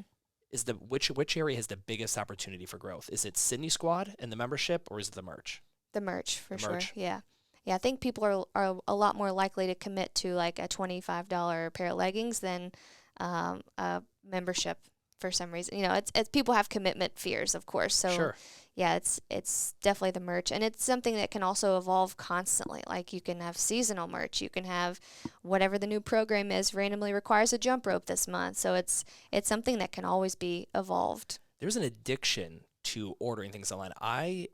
So my finance guys sent me, end of the year stuff. I spent more money on just shopping on Instagram, and the shop app opens up, it saves all your stuff. It's like Amazon Prime. You're like, perfect. Correct. Thank you. Yeah. I was like, a new hoodie, a this, a that. Right. There's an adrenaline. Like I found myself ordering things, and I was looking forward to it coming in the mail. Yeah. There is that dopamine effect of like, okay, you order this thing, it's going to be there Wednesday, and I got super excited about Wednesday now. Like I don't care. Like delivery day. It's a slate gray hoodie. I've got 30 slate gray hoodies. Right. Why am I so excited about that? Right. But there is something with that, and there is an addiction to shopping. Like for my grandparents back in the day, it was catalog shopping. My grandma would open up, what was it, like Brookstone, JCPenney's, whatever, and just order it and call, and like she would be so excited. I never really understood, and now COVID happened and you're home more, and I'm on Instagram and shopping more, and now I have just random things. I literally I have a a thing of whiskey with the middle finger. Like I literally just bought the top pops off course. I literally bought this out of bordom during COVID, gosh. and I was so excited when I got there. Right. But it was just random stuff like that. And so when you said merch, that I was trying to predict your answers. Like, yeah, I think that's probably for you guys the best thing because you instantly get something with merch. Right. Whereas when fitness, like I tell people all the time, fitness is one of the hardest things to sell. Yes. Because it's like, hey, sign up for this thing, and guess what? The next 6 months of your life is going to really suck in these workouts, and you might kind of look different if the other 23 hours of the day aren't all jacked up. Good. Yeah. It's ridiculous. Yeah. What do you do self-care-wise? Salons, tanning, but like you were on camera. Are you guys shooting 1080 or 4K? 4K down res to 1080 for upload. Yeah. You are constantly on camera, which means you're got to be thinking, okay, looking the part. I'm gonna mess with these videos, but I want you work hard with your outfits. You make sure everything coordinates. Yeah. What do you have to do self-care wise to continue to look as good as you can? Because you're working, you got the working out part. You eat well. Yeah, I eat pretty well. I would say I could do better on that, but what's your vice, food wise? Sweets, like late night sweets. I saw that giant pizza you guys got on Valentine's Day. That's Dustin's vice. What was that? Where was that from? Benilli's. Yeah. The giant pizzas, they have the 45 through the door. Yeah. Can't fit it in your door. You have to put it in the trunk. Yeah. But yeah, that's Dustin's vice. He's the pizza, like salty, savory foods. I'm the sweet foods person. But self-care wise, I think it's a lot of what we talked about with the introvert thing, just like sitting in silence. And I don't do a lot of like salon appointments. I don't do a lot of facials, or I get a spray tan every week. So I guess that's a form of self-care. And that was Dustin's request, is like you're blending in with a white backdrop here. Like we need a little contrast. So quit being so pale. Quit being a little bit too pale for this. And so I get a spray tan every week. But outside of that, it's just kind of like just massages, relaxing. Anything? No, not consistently. Yeah. Yeah, I mean that's maybe like once every other month or something, but yeah, it's spray tans and just relaxing, I guess. What do you do to chill out? Like again, let's say you didn't have to upload, like you had a week off of uploading. That look on your face for a second. When was the last time you didn't upload for a week? Before you started? Before we started. That's insane. Well, I guess whenever I got shot. Okay, when you got because that was a few 2 months. Yeah, that was 4 months. 4 months, which is insane to me because you could reuse all the old nobody would know the difference type scenario. That's what we did, just uploaded previously recorded stuff. Okay, so we're going to get back to this. It's just insane that you haven't taken a day off, a week off in forever. What would you do with a week off? Probably strategize. And I know that sounds crazy. I know it's like, okay, get away from the business, Sydney. But like right now, we're so in it every day that we don't have time to sit back and think like, what could be better, what could be next. And we really do love what we do. So it doesn't feel like, oh man, we're doing spreadsheets and like we don't like this. It's misery, but we really do like it. So I think it would be just like a mental strategy session of like, what have we done? What is working? What would be a good idea to start in the future? And how can we reverse engineer that to maybe get that in place now? We're so in the business every day just to like make the daily upload work and make sure all the shipments get out every day that we don't have time to like forecast things. So I think it would be like a go to the beach, have a little hotel trip and just stay there and just like think. I think like dissociate from the responsibility of always being on and producing and editing and having high energy, but just like thinking our own thoughts. I know that sounds probably like, okay, Sydney, you're obsessed with the business. No, that's like, you're preaching. That's exactly, because when you're really in love with it and it truly is something you enjoy and look forward to doing, and that's the key to life, in my opinion. Like I believe everyone wants to be able to do what they want to do when they want to do it, and you can only do that by doing something you truly love and being good enough at it that you can get paid. Yeah, that's the key. What do you love doing? I love doing X. Cool. Well, if you get good enough, some people will pay you a lot of money for it. Really? Okay. Well, I'm just going to continue to do X. Yeah. In that regard, and asking you like kind of how you turn off, I guess where I was really thinking of with that is there is a moment, especially in a relationship, because you're still waiting for this opportunity to finally tie the knot here officially. But with you and Dustin, are your business values are obviously clearly aligned. I mean, you guys yin and yang this thing very well. Yeah. Socially, do you guys have same social, or like in a non-COVID world, if you had the week off with Dustin, like I'm gonna go golf, and you're like I'm gonna watch trash reality TV and hang out on the couch? Yeah, We do have very similar. I guess we have like the couples friends group, like most couples, I guess, grow into. And we moved to Charlotte as a couple, so we have the same friends pretty much. But we also both like to travel a lot. Like I think we would take, if we had a month off, like a realistic month, I think we would travel a lot. Like we'd take off and not come back for a month and just experience, different countries and different beaches. And I think that's what we like to do the most in concerts and sporting events and just being in new places. I think is really exciting for us. So music, sports, travel, I think is where we would go. So with the world slowly coming back online, do you guys plan to do any travel? Like when will you go back to travel and going, again, when let's say concerts are open back up tomorrow. Would you go? Yeah. Yeah. But I don't know that I would post it. Sure. So that's an interesting thing too, because you obviously, people having to talk about the vaccine or not to get the vaccine. And like the second you make a statement on something, it's going to be very polarizing and all this other stuff.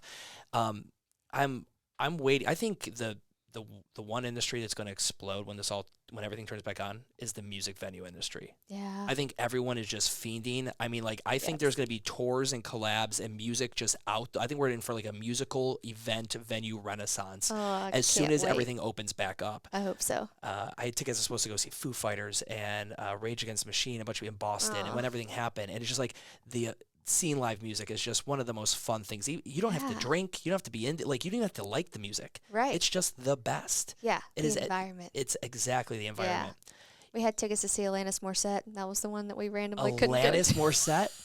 Is that a you pick or a Dustin pick? That was me for Dustin. It was a Christmas gift for Dustin. That was his Christmas gift? That's hysterical. He loves it. That's like that scene in The Simpsons where Homer gives Marge a bowling ball and it says Homer on it. Like, it's just like, it's like, oh, you don't want it? Okay, I'll take it. All right, I'll take it. I'll take it. You've got this new location, this warehouse, and I have a good idea how much that costs, knowing the commercial real estate scene in Charlotte, and that's a crazy undertaking. But your stages, that was the one thing I think I had someone ask me, like, I saw the new stage. It's insane. And I'm like, did you see the new one? The Ignite stage? Like, why the turnover of stages so quickly? Was it to really keep the brand and the sense of urgency of Ignite? Like, hey, this is a one time, it's happening. Join it now. Because you're not going to see this stage again. Because essentially, if you do the same programs in front of the same stage every time, it doesn't feel as special. Yeah, that was it. And knowing the fitness industry gets super hype in the beginning of the year, we wanted something to stand out again, like something for people to get excited about again. So we knew it was going to be a one-off stage, and it was, the lighting grid was all we had to build, and the curtains. So it wasn't as complex as the one we have now, actually. So it was just a massive lighting grid and sound dampening curtains that one of our employees, Hannah, actually had to drive to New Jersey to get and bring back because the shipping wasn't going to work. With shipping right now, everything's a mess. But she actually had to go get the curtains and drive back from New Jersey, and we put them up and we started filming the next day. So it was like a big rush for that studio or the location to get ready to actually build in and then build it quickly and then have this like wow factor stage set for January just to like get people excited. Like, look at this new stage, look at this girl. Like, they want to share it. They want to have their friends see it. Like, look how crazy this is. And we knew we would eventually move into more long-term standing sets, but we just kind of wanted to pop off the new year with something that would get a lot of people's attention and that they would share a lot. You're saying all this, and I find it difficult sometimes to convince a gym owner to spend $2,000, $3,000, $4,000, $5,000 in January or February for marketing because of we know there's going to be a rush of human beings then. How much does a stage cost? The ones that you put together, because I know Dustin doesn't skimp. I know he goes big with all his stuff. Yeah, it is the lighting and camera industry, I will say, unfortunately, is the one where you do kind of pay for what you get. Like, you do have the whole, you invest more, you're going to get better quality. Unlike, some other things like clothing, they're not always adequately priced or whatever. But it's a lot. It's a lot. It was a lot. And I was trying to explain to someone, like, I don't know what they spent on the stage and the equipment on there. I'm going to put it in the lots of money category. And it's only, how long did Ignite last? 30 days. Lasted for 30 days. Yeah. And it was free. Yeah. And for people to wrap their head around that, that's how successful the business, and again, like I truly feel the business of YouTube is really misunderstood, how much revenue a successful YouTube channel can generate in the different assets that areas that we were talking about, to be able to afford a turnover of a 30-day stage, a put up, a takedown for a 30-day program that is completely free. Yeah. But if you want to be the best, right. if you literally want to stand out, right. because like you said, there's how many come up channels have you seen? Are like, they're definitely they've seen me. They're following in my footsteps. Yeah. We're not gonna call it copycatting or stealing. They have taken a high amount of inspiration from what I'm doing and are trying to do the same thing. Yeah. I've always felt like going really big is always like, I'm gonna put myself up here because you don't even stand a chance then of catching up. Yeah. You know, because people are always gonna copy you. They're always gonna do that. So go as big as you can. So people are like, exactly. all right, I'm just going to be the B-rate Sydney. Right. But if you stayed low-level budget to, keep your margins high and take home more money, but you guys are constantly reinvesting in the business. Yeah. It's got to be, it's scary too. Like, I get it. I was in a position very early on where we definitely had a moment where we cried, like, there's no way we're going to make ends meet this month. Like, we just can't. How long ago was that? That was not as long ago as you would think, like probably 2017. Yeah.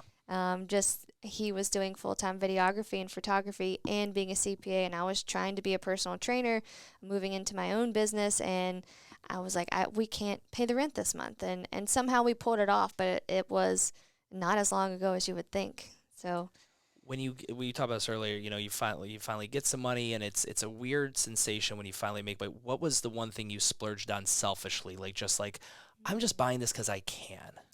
Oh, I don't know. Probably lots of shoes.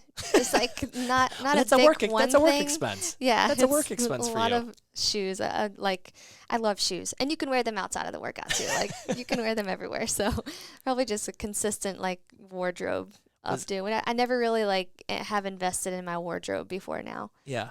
It's been as an athlete, it was all given to me. Sure. Everything was, you wear this every day, all the time. And after college, I just kind of wore my college stuff for a long time. So it's, I guess, kind of investing in clothes.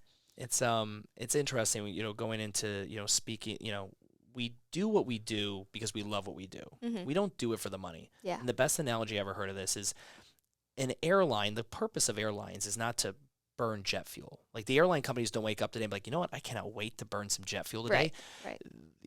But that's what they have to do in order to move people safely from point A to point B. But it costs money to burn that jet fuel. So you have to generate enough money to burn the jet fuel. Right. And that's something I think that's missed a lot, especially when you hit a level of success and people are even ignorantly aware that you're making a lot of money. Yeah. They, oh, she's got a new warehouse and she's got a new house. And, there's moments, I know there was a time where I was like, I'm just going to lease a car. I don't want to buy a car. I didn't want people thinking like I was doing, I didn't want them to make a perception of how well. Do you feel that, especially because of how public your success is? Definitely. Yeah, and no matter what, people always have this idea of, we got some comments of the Ignite stage, like, wow, you must be nice to be able to afford that. And I'm like, well, it's, and I am conscious of that. Like, I'm conscious of how much I show of my house, and I'm conscious of, like, if I wanted to do that crazy stupid splurge and get a new car, like, I don't even feel confident in being like, I worked my ass off to get this car and I'm so happy I could finally afford it. Like, people are just going to be like, must be nice. Like, no, you have no idea what must be nice is. Like, I work every day, all day, to be able to afford these things, or I invest a lot of money back into the business so that it looks more exciting and it looks like more people want to come here, and it doesn't, like, none of this is free. It's sweat equity, or it's a lot of money to build a studio and get merchandise and have a team that sells it. It's not just anything's handed to me. So I'm very conscious of that, like, not showing, if I would get a designer bag, like, I don't want to show it. And there are some people like that are kind of that's who they are. And I've never really been that way anyways, but I don't want people to have this perception that everything is income for us. Yeah. And did you come from money? Mm-mm. No, that's kind of where the mission of the channel comes from. Like, my family, Dustin's family, we didn't have money for like gym memberships or personal trainers. So that's why it's free for people every day. So that no barriers hold you back from being able to get fitness, like not how far you live from a gym or how much your bank account says, or if you have childcare. And my family and Dustin's family, that just wasn't something they can afford. do you ever think about with 2022 coming up that and the what do you think happens with brick and mortar gyms? And you know, you're obviously sitting in mine, and I'm here to tell you, I'm a big proponent of the digital world right now. Big proponent of the digital world. Where do you see that? Do you guys think like, okay, we had this huge uptick? Do we think in a few years there's going to be a downtick in digital in general, not necessarily maybe your channel, but where do you, if someone came to you right now and they said, hey, I wanted to sit down and talk with Stu, but he was too busy. He said, call Sydney because Sydney has to pay it forward to somebody. And someone sits down in front of you at Nova's and they're asking you about opening a gym today. What advice do you give them?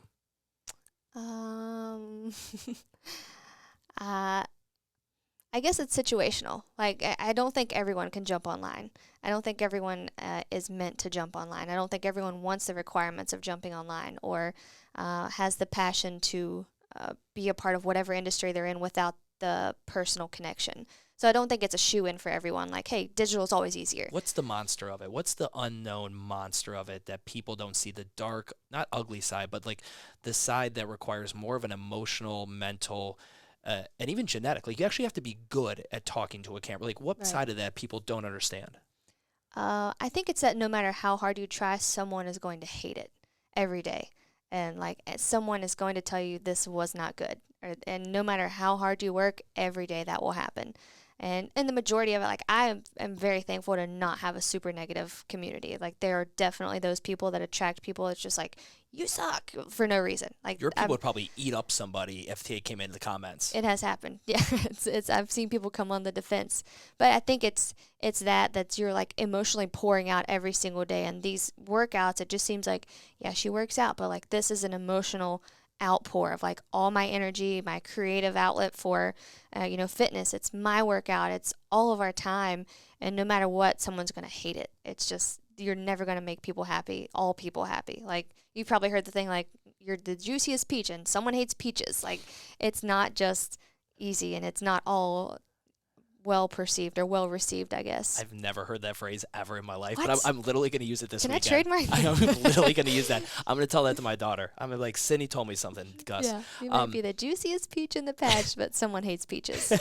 So. What with that? Do you take negativity well at this point? Have you developed thick skin, or does it still sting? I think I take it pretty well.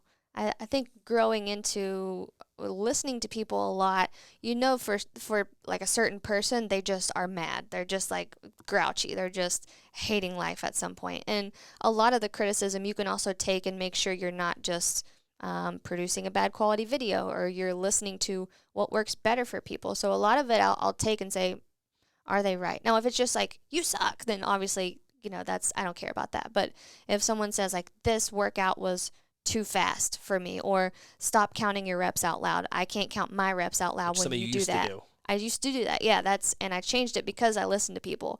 And so I know that not all criticism should be taken with offense. It should also be listened to. And if there's validity in it, shape yourself, make yourself better in what you do. There's always room for improvement, but there will always be people who just, want to have some outlet of negativity. And I don't take it personally. I think Dustin does more so than I do. Like, he will be very offended if someone was like, this workout sucks, and he's like, you have no idea what we go into this with.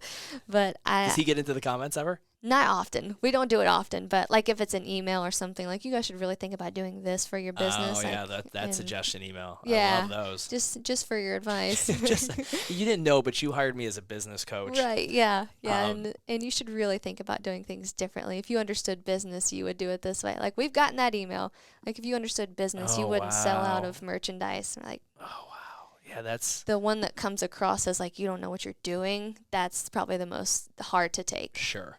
Yeah, and that's where you got to like, you got to like, okay, if I answer this now, someone screenshots this email that I really want to send, it's not worth it. So I'm gonna sit back on it for 24, 48 hours, let it calm down, go back and look at my proof of concept, because where I was, once you have a proof of concept and you've been successful, it's a lot easier to take that criticism. Mm-hmm. In the early days, you have to make the decision when you haven't made it and you get criticism, it's either going to fuel you or it's going to just start building that doubt in your brain, and you're going to listen to the criticism and go one of two ways. And I feel like if people could hold on longer when they're getting the criticism, like of failure,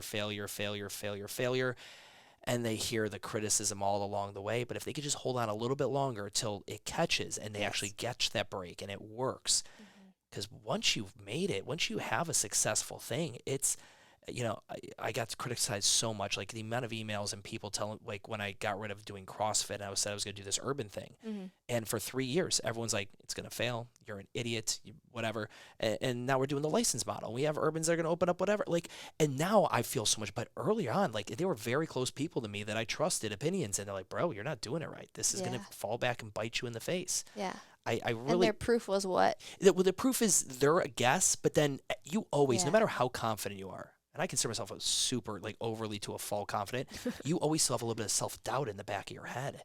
That's going to be like, fuck, are they right? No. Not like, you keep going, hopefully. Yeah. But you were saying, like, that is the kind of person that maybe isn't designed to take it digitally, someone who can take the criticism because it is so public and immediate. Immediate, yeah. And like you said, the screenshot thing, like, I answer every single email with the anticipation of it getting shared. Yes. And it's going to be on a Reddit thread. It will be on a Reddit thread. So if I'm a total jerk, everyone thinks I'm a total jerk now. I mean, you've seen like fitness influencers get torn down by their business ethics. And, the Brittany Dawn girl, I don't know if you remember her very recently, but she was like more of just an Instagram influencer fitness girl. But she was, I guess, going through bad business practices and not giving people refunds or something. And she was demolished. Like, big news companies picked her up and they were like, she's a scam, she's a liar, she's a thief. And they, poured gas on the fire of what was happening in her business. So I always think of that. Like, if someone were to perceive me negatively, this goes all over Twitter, Instagram, news outlets, everyone, because once you start growing, that's something that's like sexy to grab onto. Like, she's failing now. Like, she's mean, she's going crazy, So I think about that constantly. And if that's not, I think you have to also kind of be that person that takes criticism with a little bit of like, listen to it. Is it valid? Who's it coming from? Also, like, what's the source of the criticism? Something or someone that is doing better than you, so they know, like, they've been through it as an experience, or someone that has never seen that done before. I think there's two different people that criticize, that they don't believe it because they've never seen it done, or they've done it and it hasn't worked. So I think that the done it and hasn't worked person could be given a little bit more credit. Yeah, no, that's interesting. It takes me to, I believe it's Warren Buffett. There's a quote where your reputation, it takes 20, 30, 40, however many years to build a reputation, and it takes less than 2 minutes or whatever to crush and ruin a reputation. Are there ever moments in, like, again, I don't know if you're at this point, like, are you at Harris Teeter and you're walking in and you're still putting on your mask and you're like, oh shit, but if someone catches me in public without the mask on, I don't need that on Instagram. Definitely, yeah. Because everywhere I go now, people tell me they do my workouts. Like, I worked out with you this morning. So, and I'm always thinking, like, if someone's hiding around the corner and I'm, like, not having my mask on, or I'm stealing food from Harris Teeter. I'm just kidding. But if I'm committing crimes, someone's going to see it. No, I'm just kidding. But yeah, I do think about that now. And that's what I mentioned, like, with the concert thing. Like, if I went to a concert, I wouldn't put it out there because it would just be, you're an idiot, you're selfish, you are, not thinking about people. And no matter what, I have to think about that now. Of, like, I'm in the eyes of so many people daily with so many different opinions, which I respect all of them, and I respect everyone is coming from a different place. But I do think about that. Damned if you do, damned if you don't. Very much. Curious with a soon-to-be husband and / business partner. Mm-hmm. Are you guys, what is the org chart of Royal Change? Are you guys 50-50? Is that how that works? Yeah. Okay. Have you guys ever done any kind of, like, executive couples business coaching, like, for communication, any kind of communications or couples counseling and things like that for communication? No, we actually incredible. Haven't. Incredible. Have you? I did. Yeah. Well, so I have an executive coach. I've got essentially like 3 business coaches. Okay. When I was married, we did couples counseling. Okay. And just like communication is essentially like how to communicate with people. But I generally recommend it to partnerships for communications coaching. Yeah. Because generally that's all arguments within businesses or marriages really are. It's an ineffective method of communication. Right. You know, that's all it is. It's expectations not being met, things not being conveyed. Yeah. And that's something I generally always recommend. But it blows me away. And I was thinking about asking the question, and as I was even thinking, I was like, who in the world would you go to for business coaching for a YouTube phenom channel? Like, because it's such a niche thing. You'd get some guy with an MBA who's going to give you some weird kind of, they might not even understand the industry enough to how the moving pieces go. Right. Yeah. And there's to that point, there's not a lot of people that we can look to for proof of concept, like, oh, this has been done and we should aim to go here. Like everything that we're doing, we're kind of like reinventing a new idea. So it is hard in that regard to grow a business when there's no one that has really done what we're doing. And a lot of, for a lot of industries, there is that, like, here's what you do, here's what you do, here's what you do. And then, after that step, this is next. And for us, it's just kind of like figure it out and analyze, or take a risk, analyze, how did that work? Take a risk, analyze, how did that work? And listening to people a lot, like, what did they want?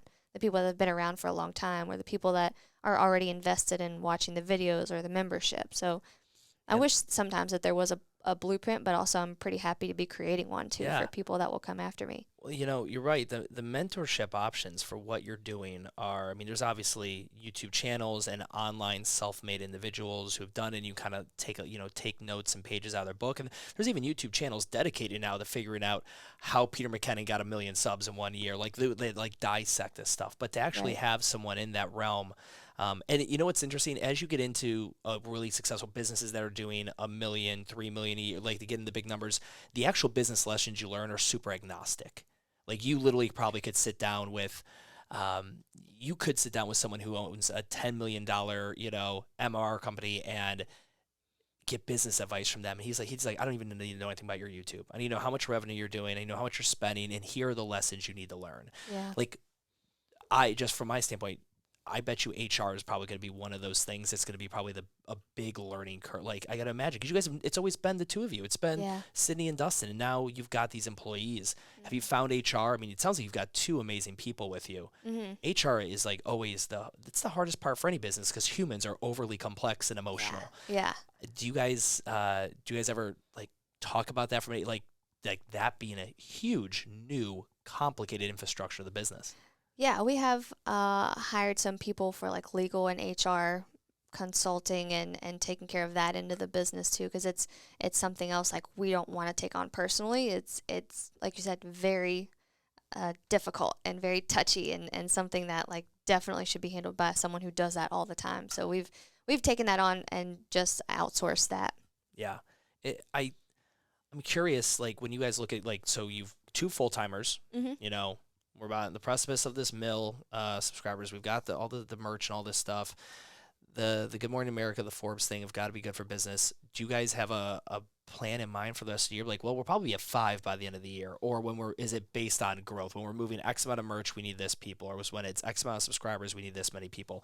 How do you, you talked about a content person. Mm-hmm. How do you guys think about growing the team? Because the one thing people kind of get stuck into with businesses at scale, revenue grows, awesome, we're doing great.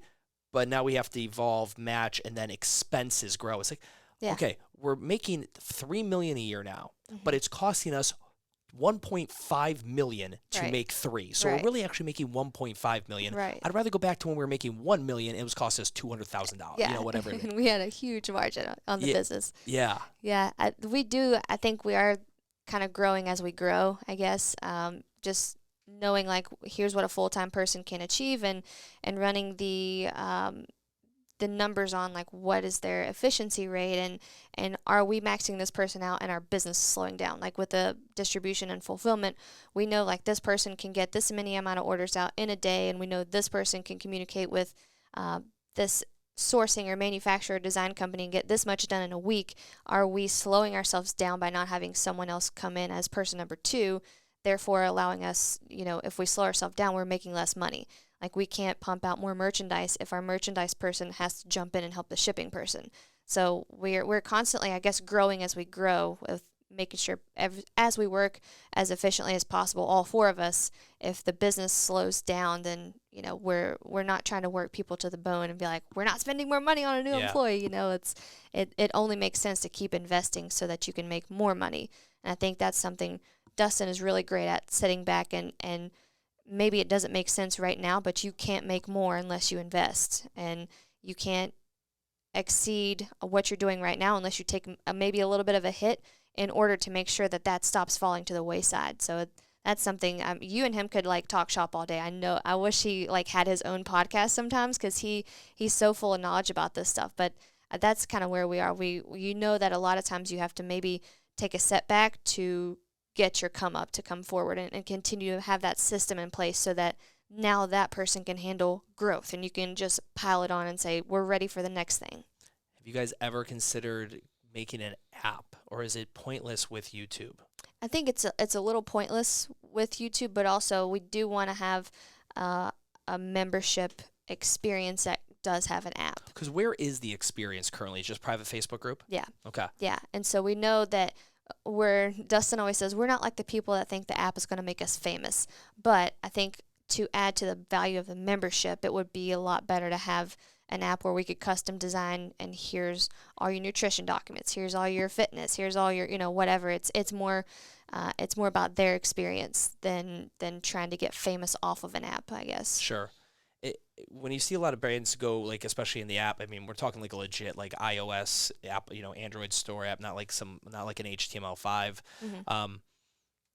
Generally, like the sponsorship dollars have to go there. If you got, I know we talked about your sponsorship. If you had it, who's the ideal sponsor? If they are listening right now, and like they were like, and you're like, I would love the opportunity to work with you. I love your brand mission. I vibe with your stuff. I'm already a customer, or I'm a fan of it. Who'd be the perfect sponsorship for you? I don't know. It's hard for me to say, because I feel like. Whose clothes do you buy? Nike. Nike? Yeah, but we're making our own clothes now. Sure, yeah. Okay, there we go. That want to compete with Nike. Yeah, there we go. I think it's hard for me to say, because I want to be that for someone one day. Like I take inspiration from these companies, but I don't want to represent their company. I just want to represent ours and the growth that it's encountering, and then have people idolize us or be employed by us. So I used to think Nike. I used to think like it'd be so sick to be a Nike athlete, but then Dustin kind of compares that to being a NASCAR, and you have stickers all over you, and you represent Nike, and you represent this person, this person, this person, this person, and then you're just known as like the car that's sponsored by a lot of things, instead of being known for how many people you help in your business, or how great your business is doing, or how many people you can employ as a business, and can you make your own stuff once you get enough employees to compete with who you initially thought was your inspiration. So I guess I wouldn't necessarily I'm looking for any sponsorships, but I do take inspiration from a lot of people who are doing it well, and think, we could do that too. It's, the podcast world is interesting. There's, around 750 or so thousand actually active podcasts in the world, which really? It's not a lot. There's been probably 750,000 YouTube videos uploaded in the past 2 seconds, right? Yeah. But with that being said, most people, monetization in the podcast world is very CPM based, and because most of them are still just not acquiring 1 million downloads, that kind of thing, it's a weird thing to price. I feel like it's hard. It's probably hard to get downloads, right? It downloads on there, and it's also like, for right now, you if you wanted to, you could probably pull up your Google Analytics and be like, listen, ladies, I know you're not watching the full video. I see the drop off times on these videos, see right? Around 1935, there's a dropout rate. Yep, exactly. So I know when you're tapping out. Right. Podcast analytics they're still not advanced enough with a lot of the software now, but it's interesting because most people end up actually not even looking for podcast sponsorship, because they have something else that they sell. Yeah. Right? So like, imagine if every one of your pre-rolls and mid-rolls were just Sydney Squad rolls or merch rolls and things like that. It's like, would that net me more than the CPM, the $7 or whatever they're paying me at Google? Yeah, definitely would. And that's where I say like the app wouldn't be as beneficial, because then you have to put marketing dollars into getting your app discovered, where YouTube does that for us all the time. Sure. And they show your channel in relatable searches, and that the engagement on your channel helps your channel grow. So to have an app, you're just kind of like throwing a dart at a board, and it's just like, hope people find it. Well, unless you market and you put a lot of money into marketing. Crazy amount of money. Yeah. The one interesting caveat to that is Apple. So the Apple Store takes 30% of all revenue. So if you had an app, let's say you were going to charge $10 for the app, you'd be giving $3 of every sale to Apple. However, especially if you have an iPhone now, you go there and just a double tap on the side, right? That double tap, they've computed, is worth over 90% because think about it. If you have to go to a website, I got to go to a website. I have to create an account. Yes. And then maybe you kick me to a Shopify. Yeah. And, with digital marketing, every time you click on something through a funnel, you lose 50% of people. If 10,000 people get to the website and then they click to go to the shopping cart, you just lost 50%. Yeah. The next click, you lose 50. Yeah. But the Apple Store, you get that double click right there. That saves you so much money. More people will double click right there. That's true. Just like with Prime. Prime it, you'll just go. So it is super interesting. I can see, though, where for you guys right now, you're going about, again, I keep talking about this precipice of 1 million, but what do you think is what is the real potential of this channel? How many subs? I don't know. It's hard to say, but I feel like it is going to change the fitness industry. Like it's not something that's being done. There are definitely companies that are putting out, quarterly programs or people who are uploading 3 times a week, and there's no one who's doing it daily at the quality that we're doing it at. And definitely, everyone within the last year everyone's jumped on digital. Everyone's jumped onto Instagram lives every single day, or YouTube, or whatever it is every single day. But to your point earlier about having a lot of people like try and copy you or knock you off, I've always believed that if you're doing your best and you are staying above the competition, that the competition will push you, and you'll always think like, what am I doing better than everyone else right now? And if they're starting to catch up, you've got to level up too. So I think knowing that people are very similarly copying our thumbnails or our format or our timers, I see people kind of copying a lot of things, and I know they're, to a certain extent, fitness is fitness, like I get that, but the formatting is being replicated a lot. So that's why we're constantly thinking, how can our production value be better? How can we serve with a new set that's exciting? Or how can we make sure that the membership is served in this way? Or how can we make sure that I'm doing my best workouts and this stage is something that we can now fit a modification window in? And now we can, you're just constantly thinking like, what am I doing better than everyone else that they're going to have to keep up with me? Because you do kind of have to set that pace in order to be someone who changes the industry. So I think a lot of people try to match the competition, and they keep looking laterally instead of looking forward. Like, am I beating this person or this person? Like, oh shoot, she's catching up with me. I'm going to do something to just directly combat her, instead of thinking like, I've got to win the race. I've got to exceed where she's at, instead of just competing laterally. So I think it's going to change the industry, and having the team that we have together, our production value is going to continue to go up, and the way that we serve on YouTube could continue to go up, and repurposing content with someone who can come in and be a content creator for us can get the YouTube videos out to more places and more platforms, and we can start to market a little bit because everything's been organic so far. So I think we're just kind of like tapping the surface of our potential. I think it's, when you talk about everyone there, there's a saying, it's crowded at the bottom. Yeah. Right. So especially with everybody jumping onto digital, and let's kind of take it back. We kind of got away from that one question. Someone sits in front of you today at Nova's to talk to you about opening up a gym, and and let's say someone's jumping on today and says, "Hey, I think I can do YouTube. You inspire me. I want to do a YouTube fitness thing." Let's get back to that. What is the advice you've got to give? Let's go, to that brick and mortar. Yes, should I open a brick and mortar, or should I consider the digital thing? I'd ask what the ultimate goal is. And to make money, and I want the notoriety I love fitness. I want to help people. So to make money, I would say digital, because the standard has been set so low for what money is required to start.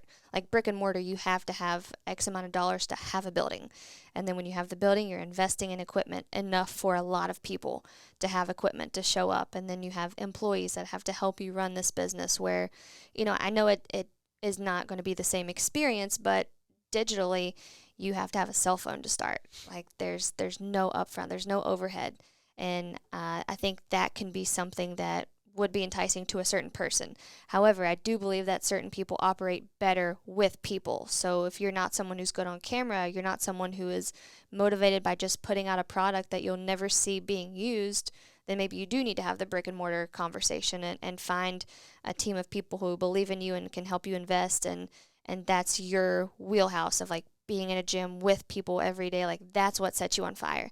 But if it's more of just like, I want to make money and help people, the more profitable route's going to be digital right now. Or if you can combine the two, double-edged sword. Like you have an operating business in brick and mortar, and you can also reach the person who, I think you've hit on this before, someone who comes to your gym, but they're also out of town for the whole next week.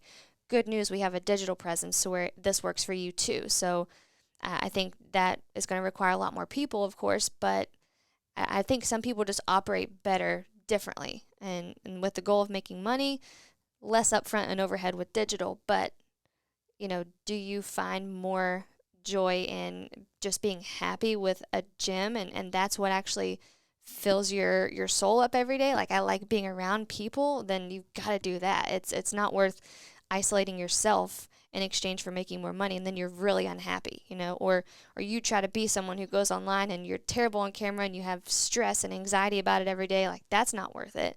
So I guess it depends on the person, and a lot of factors play into who you are as a person, what your best case scenario operation would be for a business. Like, I have to be around people.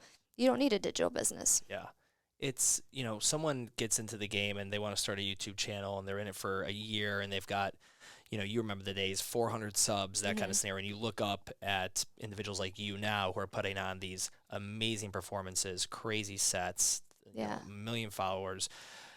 And it can be very disheartening. And I generally tell people, but I want your opinion on it, is when you have the small following, the win is in the engagement, in the comments and the DMs, and always being there and responding and being as one-to-one as possible, because that growth that you want, that followership you want, doesn't scale with being able to be as engaged. I mean, you can really try. Right. And I'm really interested in your strategy on that. So you go live with the Sydney Squad. Mm-hmm.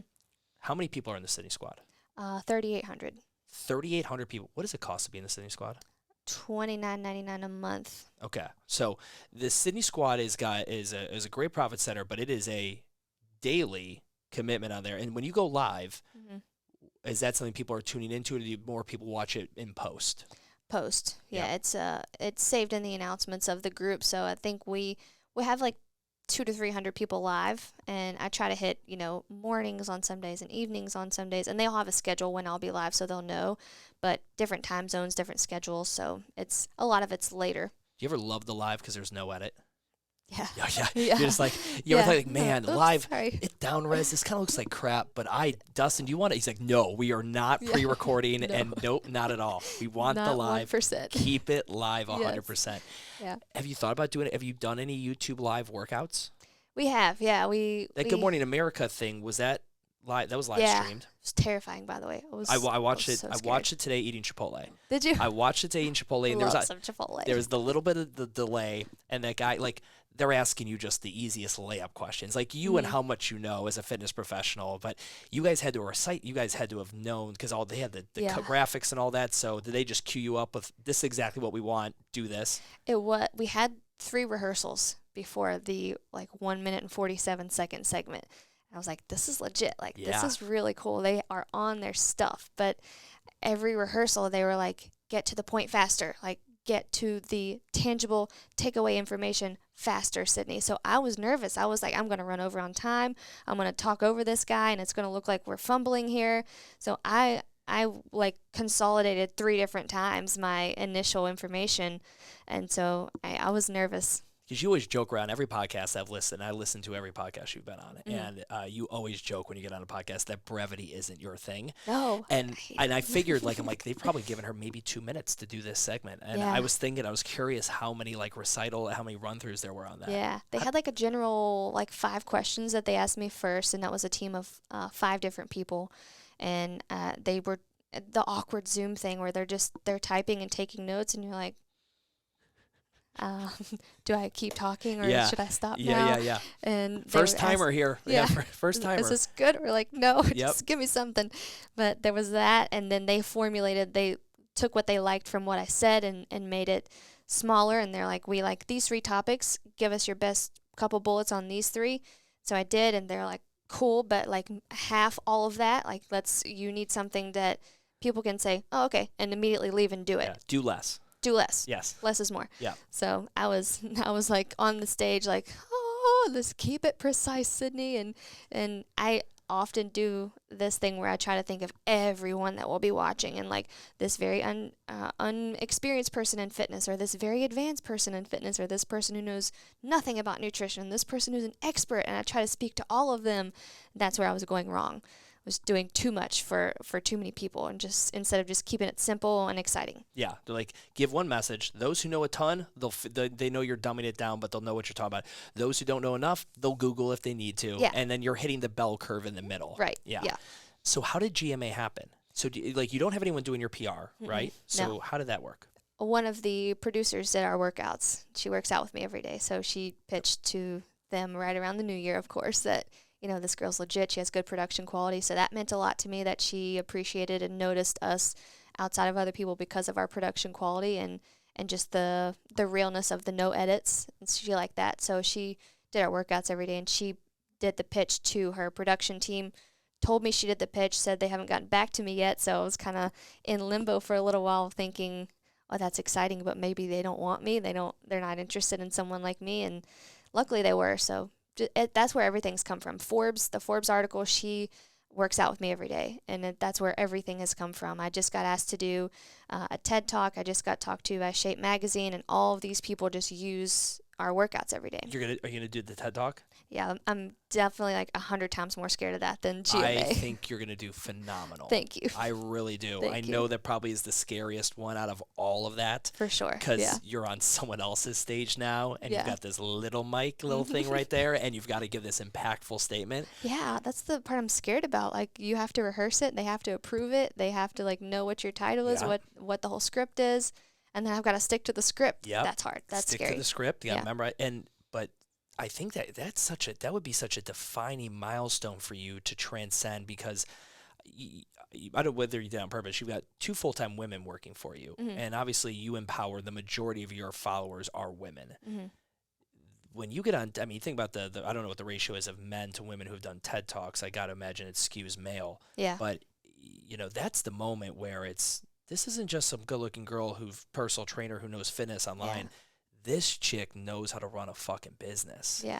And that is such a transcending moment, I think, for you once you stand on that stage, because that's such an elite class of humans who have done that. Yeah.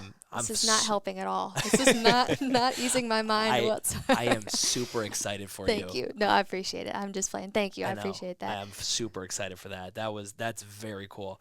It's, engagement going to that is... It is everything, like community. We always use these words, community and things like that, in the gyms, and I talk about, I don't like the word community as much as I like culture, because community changes. Like you don't get notified when someone unsubs. No, you don't know. You can see how many unsub per month though. You can. Is that a metric? Oh man, sucks. That's. It's always less than the subscribers, but it's still like, why? Yeah, it's kind of like followers on followers. Like, oh my god, I gained this, and I netted 96 followers, right? Yeah, it's like a 96% margin, but you're like, why was there a 4%? Yes. But engagement is huge, and I believe when you talk about no one's doing this like we are, like no one's doing the production value. Nobody is doing the daily. I would also claim that your engagement, that was probably one of your secret weapons, like the level of engagement that you have with them. Yeah. In the Sydney squad. Do you get into the comments too? Or do you get deep into the comments, or is that just... I did in the beginning. Like what you were mentioning, I was in every single comment for like the first year. Is that bad business for YouTube? Or is it just not key, just not scalable? Yeah, I just couldn't keep up with it. Sure. How many comments would a video get? Like nowadays, like within 48 hours, couple days, how many are sitting there?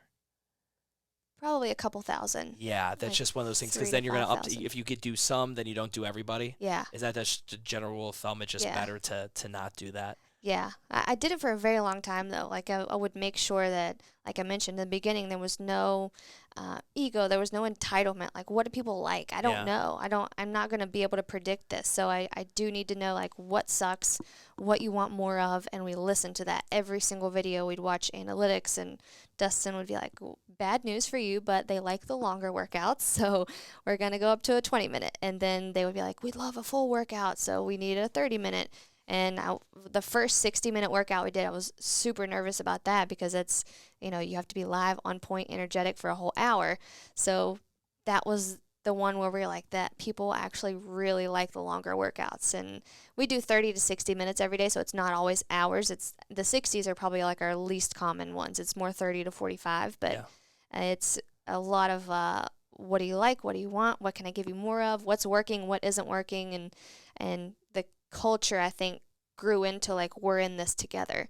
Instead of just being like, you're my fans, you're my people, whatever people call it. It was very much like the culture is we're all here together and we're all working hard together. I think that's the real opportunity in business for like what we do with because creating content, there's not a ceiling. Like, again, your sets are amazing, but like if you have a $30,000 set, like what are you gonna do? A $90,000 set? Like where does that stop? But engagement, creativity, like Taylor Swift showing up at people's birthday parties to sing because someone tweeted her, that's a play. The trend of someone buying someone a car on YouTube, that became a play of mass engagement, like to the umph level. And I always think about like that's something I constantly think of in a digital sense. How do you evolve engagement? Like even when I think of like a podcast, we record this, we drop it. Right. And then that's like people can listen to it now. They can listen to it 10 years from now if it's still out there, right? How do you evolve engagement beyond that? Like, do you listen to podcasts? Yeah. What's your favorite podcast to listen? Like, will you listen to murder mystery stuff? But do you ever listen to like interview podcasts with someone of interest? Yeah, I like, well, not a podcast, but I like the Howard Stern show a lot for interviews. He has incredible interviews. I like Ed Milet. I like Lewis Howes is pretty good. Yeah, Chalene Johnson. I like her a lot. She has the Chalene show. It's kind of like business marketing. Do you ever, when you're listening to a podcast, does this happen to you? I don't listen to a ton of podcasts, but when I'm there, I literally wish like I could ask. Like I wish I could like, they say something in the interview, and the interviewer might move on to the next topic. Like, no, I wanted to know more about that thing. I hadn't learned that about you before. Yeah. That's such an interesting thing to me, is like how to create engagement beyond the current standard. Like, okay, let's say we do this. And have you ever done a 2.5 hour long interview yet? Have you done a podcast? This is my first one. Okay. Yeah. I got to imagine there's a Sydney Squad member, someone listening to this, and they're like something you said, and they wanted to like. Would you ever, if we drop this and we drop this and then we say, hey, Stu and Sydney, here's a Zoom link. Anyone in the world can get on it. If you heard something you love, Sydney, we'll be on for 15, 20 minutes. Ask a question, follow up to that. Yeah. Would you jump on something live with it? Like that? For sure. Would you really? I'm so comfortable with Q&As. I love talking with people live. Yeah. Like I just sitting here thinking like, how can you make engagement for something like this that's static? It's done and it's over with. Yeah. And like you have a video that's done and over with, and there's 1,000 comments and there's a scalability there. But yeah, podcast interviews to me are so interesting because they're going to become so much more popular. Yeah. And I think people hear them and it's like, oh my God, you guys stopped talking about it because the interviewer asked them a different question. I wanted to know this thing. Yeah. And then it's like they got to hope to get into your DM. Or maybe that's where you capitalize on a membership. Yeah. Oh yeah, exactly. You get in the Sydney Squad and you can have that Q&A kind of scenario. Yeah. I'm going to hit you up this weekend after I edit this, and I'm going to flush this idea through more. But if we did like just a Zoom link, we just shot it out to anyone and everyone if they listened to the thing and they wanted to just ask you another question, something that you heard more, we get on there. Would you do that? I would. That's fucking cool. Let's do it. I got to flush this idea out. This is half cocked right now, but I think that would be something really cool. Because I look at your engagement. I'm like, that's what you're going to do really well. You're going to do great videos. You'll evolve. It'll be prenatal, it'll be whatever. I think what you've done so well is the engagement. You are so down to earth. Thank you. You came from just this basic, beautiful fitness pursuit. Like you had the American fitness dream of like, I found fitness unexpectedly, which is what most people do in the fitness career. Now most people didn't go to university for like exercise phys like me. True, they find it accidentally in life. They latch onto it and just where you've taken it. It's absolutely incredible. I'm beyond proud of you. And I'm just so blessed to be in the same city as you and be able to have this relationship. You're doing amazing. Thanks. I will never forget our first meeting. I was very nervous because you were so successful in this community, and I don't know if everyone listening right now knows the impact that you have in Charlotte, but that was like a big leap for me to reach out to you and think like, this guy probably won't give me the time of day. Like he's probably like, don't have time for you, Sydney. I am actually running a legit business here, or businesses, but it meant a lot to me. And then actually, in a time where a lot of people didn't believe in me trying to go bigger and get outside of just being a trainer for a lot of gyms, that you did. So I really do thank you for that. And I think a lot of people can benefit from hearing that. Like, even if you just believe in someone for like a hot minute in the middle of a bakery in the city when everyone else has not believed in them so far, that's really, really powerful. So I thank you for that. Ladies and gentlemen, Sydney Cummings, thank you so much. Thank you.